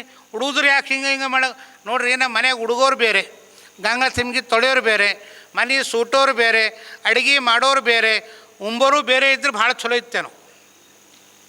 ಅದೊಂದು ತಪ್ಪೆ. ಅದು ನಮ್ಗೆ ಯಾರ ಉಂಡು ಅದು ಭೀ ಕಾಲ ಬರ್ತಿರ್ಬೇಕು, ಯಾರಿಗೆ ಗೊತ್ತದ. ಅದಕ್ಕೆ ಬದುಕು ಇರೋಷ್ಟು ದಿನ ಭಾಳ ಚೆಂದಾಗಿ ಇಟ್ಕೊಳ್ಬೇಕಾಗ್ಯದ. ಶರಣರು ಹೇಳ್ತಾರೆ, ನೀನು ಬದುಕನ್ನು ಭಾಳ ಚೆಂದ ಇಟ್ಕೊಳ್ಬೇಕು ಅಂದ್ರೆ ಒಳ್ಳೆಯ ಆಹಾರವನ್ನು ಸೇವನೆ ಮಾಡ್ತಮ್ಮ ಅಂತ ಹೇಳ್ಯಾರ. ಆಹಾರ ಬಿಟ್ಟು ಬೇರೆ ಆಹಾರವನ್ನು ಸೇವನೆ ಮಾಡಬಾರ್ದು. ಮುಂದೆ ಹೇಳ್ತಾರೆ, ಅಕ್ಕ ಆಹಾರ ಕಿರಿದವ ಮಾಡಿರಯ್ಯ, ಆಹಾರ ಕಿರಿದವ ಮಾಡಿರಯ್ಯ, ಆಹಾರದಿಂ ವ್ಯಾಧಿ ಹಬ್ಬಿ ಬಲಿಯಾದವಯ್ಯ. ಆಹಾರದಿಂ ನಿದ್ರೆ,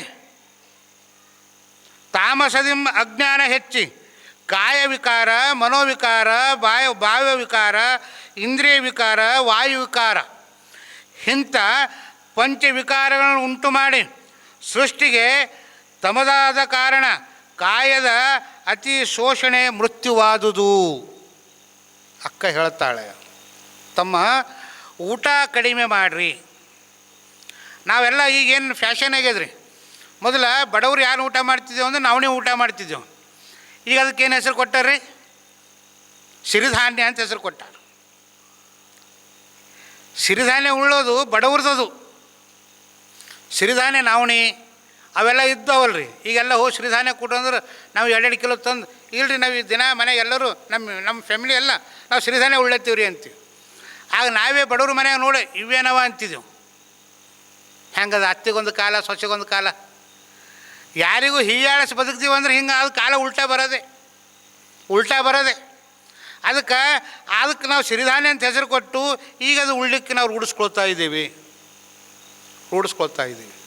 ಅದಕ್ಕೆ ಅಕ್ಕ ಹೇಳ್ತಾಳೆ, ತಮ್ಮ ಸ್ವಲ್ಪ ಬಿತಿಯಾಗಿ ಊಟ ಮಾಡಿರಿ. ಊಟ ಮಾಡಿ ಒಂದಿಷ್ಟು ಎಷ್ಟು ಬೇಕು, ಇನ್ನೂ ಎಷ್ಟು ಬೇಕಾಗ್ಯದ ಅಂದಾಗ ಸಾಕು ಮಾಡಬೇಕು. ಸಾಯಂಕಾಲ 6-7 ಗಂಟೆ ಒಳಗೆ ಊಟ ಮಾಡಬೇಕಂತ ದಿನಂಪ್ರತಿ. ನಾವು 10 ತನ ಧಾರಾವಾಹಿ ನೋಡಿ 10:30ಕ್ಕೆ ಅಡುಗೆ ಮಾಡಿ, ಅದು ರಾತ್ರಿಗೆ ಅಡುಗೆ ನನ್ನ ಪ್ರಕಾರ ನಿಮ್ಮೂರಾಗ ಯಾರೂ ಮಾಡಲ್ಲ. ಯಾಕಂದ್ರೆ ಕಾಯಕ ಪರಂಪರೆ ಸಿದ್ಧಾಂತ ಉಳ್ಕೊಂಡವ್ರು ನೀವೆಲ್ಲ. ನಮ್ಮ ಊರಾಗೆಲ್ಲ ನಾನು ಹೆಂಡತಿ ಹಿಡ್ಕೊಂಡು ಹೇಳ್ತೀನಿ, ಸ್ವೈ ಅಂತೇಳಿ ಕುಕ್ಕರ್ ಇಟ್ಟು ಅನ್ನ ಮಾಡೋಕೆ. ಯಾಕಂದ್ರೆ ಅದ್ರ ಮುಂದೆ ಅನ್ನದ ಮುಂದೆ ಯಾರೂ ನಿಂದ್ರಕ್ಕೆ ಹತ್ತಲ್ಲ. ಅದು ಎದ್ರೊಳಗೆ ಕುಕ್ಕರ್ದಾಗ ಇಡೋರು, ಬೊಗಣಾಗ ಬಿಡೋಂಗಿಲ್ಲ. ಅದು 3 ಸೀಟಿ ಹೊಡಿತಂದು ಟಪ್ ಅಂತೇಳಿ ಮಗ ಬಂದ್ ಮಾಡ್ಯಾಕು ಅಂತ ಹೇಳೋರು. ಯಾಕೆ ಟಿ ವಿ ಧಾರಾವಾಹಿ ಮತ್ತು ಹತ್ತಿರ ಓಡೈತಂದ್ರೆ. ಅದಕ್ಕೆ ಆ ಕಾರ್ಯವನ್ನು ಮಾಡಬೇಕು. ಕಾಯ ವಿಕಾರ ಆಗ್ತದೆ, ಮನೋವಿಕಾರ ಆಗ್ತದೆ, ಭಾವ ವಿಕಾರವಾಗ್ತದೆ. ಇನ್ನೊಂದೇನು ಅಂದರೆ ಆಹಾರದ ನಿದ್ರೆ ಬರ್ತದೆ, ತಾಮಸ ಬರ್ತದೆ, ಅಜ್ಞಾನ ಬರ್ತದೆ. ನಾವು ಹೆಚ್ಚಿಗೆ ಉಂಡು ನನಗೆ ಯಾಕೋ ಮನಸ್ಸೇ ಇಲ್ಲರಿ ಅದ್ರೊಳಗೆ ಭೀ ನಾನು ಕುಂತ್ರು ಹೇಳೋಕೆ ನನಗೇ ಬರಲ್ಲ. ಬಟ್ ಒಂದು ಹೇಳ್ತೀನಿ, ನಮ್ಮ ಮಗು ಕೊಟ್ಟಿದ್ದು ಬೆಣ್ಣೆ ರೊಟ್ಟಿ ಉಂಡು ಬೆಳೆದಿದ್ದ ದೇಹ ಅದ. ಇದು ಪ್ರಾಮಾಣಿಕವಾಗಿ ಹೇಳ್ತೀನಿ. ನಮ್ಮ ಮನೆಗೆ ಇವತ್ತಿಗೂ ಹೈನ ಕಡೆಯಂಗಿಲ್ಲ. ಇವತ್ತು ಯಾವುದಾದ್ರೂ ಪಾವಿತ್ರ್ಯದ ಅನ್ನದಾಗ ಅಂದ್ರೆ ಮನೆಗಿನ ಹೈನ ಒಂದು ಬಿಟ್ಟರೆ ಬೇರೆ ಯಾವುದು ಭೀ ಇಲ್ಲ, ಎಲ್ಲ ಮಿಕ್ಸಮ್. ಈ ಡೈರಿ ಹಾಲು ಮನ್ನ ಅವರ ತಾಲೂಕದಾಗೆ ಹಿಡಿದ್ರು ಯೂರಿಯಾ ಹಾಕಿ ಮಾಡತ್ತಾರ. ಯಾಕೆ ಯೂರಿಯಾ ಹಾಕಿದ್ರು ಅಂತಂದ್ರೆ ಒಳಗದು ಏನೋ ಬರಬೇಕಂತ. ಏನು ಬರ್ತದೆ ಅದು? ಪಾಯಿಂಟ್ ಬರಬೇಕಂತ. ಆ ಪಾಯಿಂಟ್ ಬರಬೇಕು ಅಂತ ತಿಳ್ಕೊಂಡು ಒಳಗೆ ಯೂರಿಯಾ ಮಿಕ್ಸ್ ಮಾಡಿದ್ರೆ ಅದೇನೋ ತೋರಿಸ್ತದಂತ. ಒಳಗೆ ಯೂರಿಯಾ ಮಿಕ್ಸ್ ಹಾಲು ಮಾರಿ ಆ ಹಾಲನ್ನ ಮಕ್ಳಿಗೆ ಕೊಟ್ರೆ, ನಾವು ಕೊಂಡ್ರೆ ನಮ್ಮ ದೇಹ ಹೆಂಗಾಗ್ಯತ್ತು, ನಮ್ಮ ಜೀವನ ಹೆಂಗೆ ಆದತ್ತು. ಅದಕ್ಕೆ ಆದೋಟು ನಾವು ಈಗಿನವ್ರು ಯಾರೂ ಎಮ್ಮೆ ಇಡೋರಲ್ಲ, ಎಮ್ಮೆ ನೋಡ್ಕೊಂಬೋರಲ್ಲ. ಒಂದು ಕಳಕಳಿ ವಿನಂತಿ ಏನು ಅಂದರೆ, ನಮ್ಮ ಎಲ್ಲರ ಮನೆಯಾಗ ನಾವು ರೈತನ ಮಕ್ಕಳು ಇರೋದ್ರಿಂದ ಎಲ್ಲರ ಮನೆಯಾಗ ಒಂದು ಆಕಳರ ಇರಬೇಕು, ಒಂದು ಎಮ್ಮಿರ ಇರಬೇಕು. ಹೊರಗೆ ಅದೇನು ನೀವು ಹೇಳತ್ತೀರಿ, ಸುಮ್ಮನೆ ಹೇಳಿ ಹೋಗ್ರಿ, ಮತ್ತು ಇದೊಂದು ಇಲ್ಲದೊಂದು ಹೆಚ್ಚು ಹೋಗ್ಬೇಡ್ರಿ ನೀವು ಅಂತೀರಿ ನೀವು. ಏನದ ಶ್ರೀಮಂತ ಸೋಫಾ ಮೇಲೆ ಕೂಡೋದು ನಿಶ್ಚಿಂತೆ ಬಂದು ಉಂಬೋದು ನಡೆಯೋದು, ಹಂಗಾಗಬಾರ್ದು. ಇವತ್ತು ಪವಿತ್ರವಾಗಿರುವಂಥ ಆಹಾರ ಹೈನಾದ ಅಂತ ಹೇಳ್ತಾರೆ ತಿಳಿದವರು. ಅದು ನಾವು ಶುದ್ಧವಾಗಿರುವಂಥ ಆಹಾರ ಸೇವನೆ ಮಾಡಿದಾಗ ನಮ್ಮ ಬದುಕು ಚಂದ ಇರ್ತದ ಅಂತ ಹೇಳ್ತಾರೆ. ಜಪ ತಪ ಧ್ಯಾನ ಧಾರಣ ಪೂಜೆಗೆ ಸೂಕ್ಷ್ಮದಿಂದ ತನು ಮಾತ್ರವಿದ್ದರೆ ಸಾಲದೆ ಅಂತ ಒಬ್ರಿಗೆ ಕೇಳ್ತಾರೆ. ಈ ತಪ ಜಪ ಮಾಡೋಕ್ಕೆ ತನು ಮಾತ್ರ ಇದ್ರೆ ಸಾಲಲೇನು ಅಂತ ಕೇಳ್ತಾರೆ. ಆಗ ಅವ್ರು ಹೇಳ್ತಾರೆ 7:30 ಆಗ್ಯದ. ಇಲ್ಲ ಇಲ್ಲ ಇಲ್ಲ ಇಲ್ಲ ಇಲ್ಲ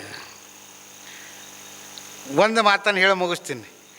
ಉಂಡು ಕೆಂಡ ಕಾಸಿ ಶತಪಥ ನಡೆದು ಉಂಡಡೆದ ಮಗ್ಗಲಲ್ಲಿ ಮಲಗಿ ಬೈದ್ಯನ ಬಂಟವಿಲ್ಲ ಸರ್ವಜ್ಞ.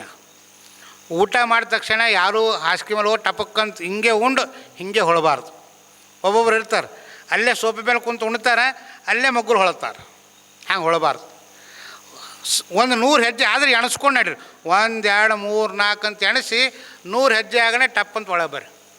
ಒಳಗೆ ಬಂದು ಎಡಗೈ ಮೇಲೆ ಕೈ ಇಟ್ಟು ಬಲಗೈ ಮೇಲೆ ಇಟ್ಕೊಂಡು ಮಲ್ಕೋಬೇಕಂತ. ನಾವು ಯಾವ ದವಾಖಾನೆಗೂ ನಮಗೆ ಹತ್ತಲ್ಲ ಅಂತ ಹೇಳ್ತಾ ಇವತ್ತು ತಾವೆಲ್ಲರೂ ಸಮಯ ಆದರೂ ಯಾರೂ ಹೇಳಿಲ್ಲ.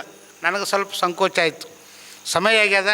ಆದರೂ ಇವತ್ತು ಕೊನೆ ದಿನ ಇರೋದ್ರೆ ನೀವು ಭೀ ಇವತ್ತೊಂದಿನ ಹೇಳೋವನ ಒಂದು 10 ನಿಮಿಷ ಹೇಳಿ ಅಂತ ಗಪ್ ಕುಂತೀರಿ ಅಂತ ಅನ್ನಿಸ್ತದೆ.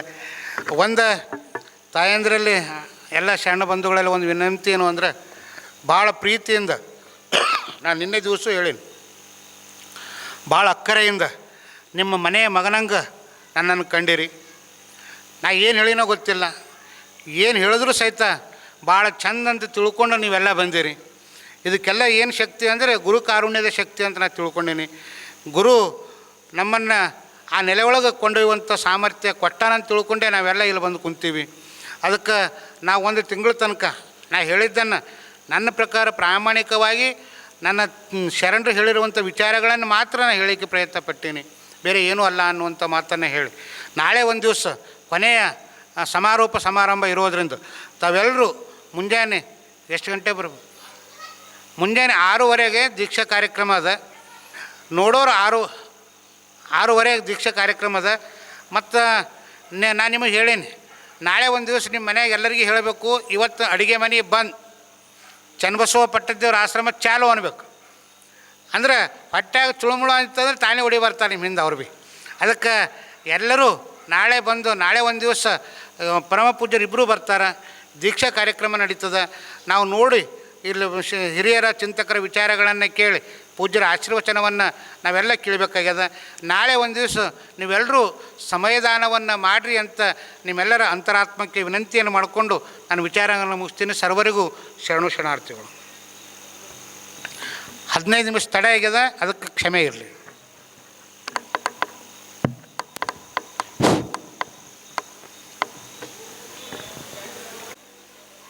ಓಂ ಶ್ರೀ ಗುರು ಬಸವಲಿಂಗಾಯ ನಮಃ. ಪೂಜ್ಯ ಡಾಕ್ಟರ್ ಸಂಜೀವ್ ಕುಮಾರ್ ಜುಮ್ಮ ಅವರು ಹೇಳಿದ ಪ್ರಕಾರ ತಾವೆಲ್ಲರೂ ನಾಳೆ ಮುಂಜಾನೆ ಅಂತಂದರೆ 6 ಗಂಟೆಗೆ ಸಮಯಕ್ಕೆ ಸರಿಯಾಗಿ ಬರಬೇಕಿಲ್ಲ. 6 ಗಂಟೆಗೆ. ಯಾಕಂದರೆ ದೀಕ್ಷೆ ತೊಗೊಂಬೋರೇ ಹೋಗಲಿ ಅಂತಂತಿಲ್ಲ, ದೀಕ್ಷೆ ತೊಗೊಂಬೋರ್ನೂ ಬರ್ರಿ ಮತ್ತು ದೀಕ್ಷೆ ತೊಗೊಂಬಲ್ದವ್ರನ್ನೂ ಬರ್ರಿ. ಯಾಕಂದರೆ ಒಂದು ಕಾರ್ಯಕ್ರಮ ನಡಿಬೇಕಾಯ್ತು ಅಂತಂದರೆ, ಪೂಜ್ಯ ಬಸವಲಿಂಗ ಪಡೆದವರಾಗಲಿ ಮತ್ತು ನಮ್ಮದು ಗುರುಬಸವ ಪಡೆದವರಾಗಲಿ ಅವ್ರಿಗೆ ಸಮಯ ಭಾಳ ಮಹತ್ವ ಅದ. ಯಾಕಂದರೆ 6 ಗಂಟೆಗೆ ಅವ್ರು ಬರ್ತಾರೆ.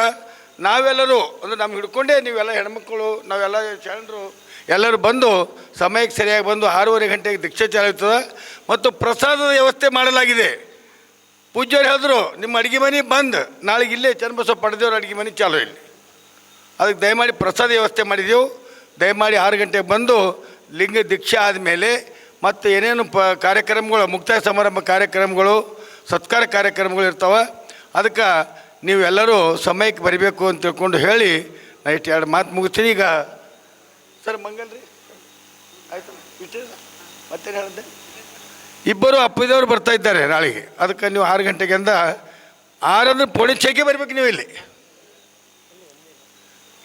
ಪೋಣಿಚೆಗೆ ಬಂದಲ್ಲಿ ಇರಲ್ದಾಗ ಗೇಟಿಗೆ 6 ಕಿಲೋ ಒಳಗೆ ಬರ್ರಿ. ಹಾಂ. ಬೆಳಗ್ಗೆ ಬಸವನ ಜ್ಯೋತಿ ಜಗವ ಬೆಳಗೆ ಭಾಗ್ಯವಾಡಿಯಳು ಜನಚಿದ ಜ್ಯೋತಿ ಭಾಗ್ಯವಾಡಿಯಳು ಜನಚಿದ ಜ್ಯೋತಿ ಮಾತಾ ಪಿತರನು ಮನಿಚಿದ ಜ್ಯೋತಿ ಮಾತಾ ಪಿತರನು ಮನಿಚಿದ ಜ್ಯೋತಿ ಜಾತವೇದ ಮುನಿ ಗುರುಕುಲ ಜ್ಯೋತಿ ಕೂಡಲ ಸಂಗನ ಕರುಣೆಯ ಜ್ಯೋತಿ ಜ್ಯೋತಿ ಜಗವ ಬೆಳಗೆ ಜ್ಯೋತಿ ಮಾದೇವಿಯ ಕನ ಅರವಿನ ಜ್ಯೋತಿ ಚನ್ನ ಚಿನ್ಮಯ ಜ್ಯೋತಿ ಸಿದ್ಧಾರಾಮರ ಸದೇಯ ಜ್ಯೋತಿ ಜ್ಯೋತಿ ಬೆಳಗೆ ಬಸವನ ಜ್ಯೋತಿ ಜಗವ ಬೆಳಗೆ ಗಂಗಾಂಬಿಕೆಯ ಕಂಗಳ ಜ್ಯೋತಿ ಜ್ಯೋತಿ ಜಗವ ಬೆಳಗೆ ಬಸವನ ಜ್ಯೋತಿ ಜಗವ ಜ್ಯೋತಿ ಶರಣು ಶರಣಿಯರ ಮಂಗಲ ಜ್ಯೋತಿ ಬೆಳಗೆ ಬಸವನ ಜ್ಯೋತಿ ಜಗವ ಬೆಳಗೆ ಕಾಯಕ ಮಹಿಮೆಯ ಕಲಿಸಿದ ಜ್ಯೋತಿ ಕಾಯಕ ಮಹಿ ಆಯಕೆ ಮಿತಿಯನು ನಾಳೆ ದೀಕ್ಷಾ ಕಾರ್ಯಕ್ರಮ ಬರುವವರು ಒಂದು ತಾಟು ಒಂದು ಗ್ಲಾಸು ಮತ್ತು ಹೂವು ಇಷ್ಟು ತಗೊಂಡು ಬರಬೇಕಾಗಿ ತಮ್ಮಲ್ಲಿ ವಿನಂತಿ. ತಾಟು ಒಂದು ಗಿಲಾಸು ಮತ್ತು ಹೂವು ಎಷ್ಟು ತೊಗೊಂಬರ್ಬೇಕು, ಬಾಕಿದೆಲ್ಲ ನಾವು ಇಲ್ಲಿ ಕೊಡ್ತೀವಿ. ಬರೀದಿರಿ ಅವರು ಬರ್ರಿ, ಯಾರು ದೀಕ್ಷಾ ತೊಗೊಂಬಲ್ಲ ಅವರು ಬರ್ರಿ.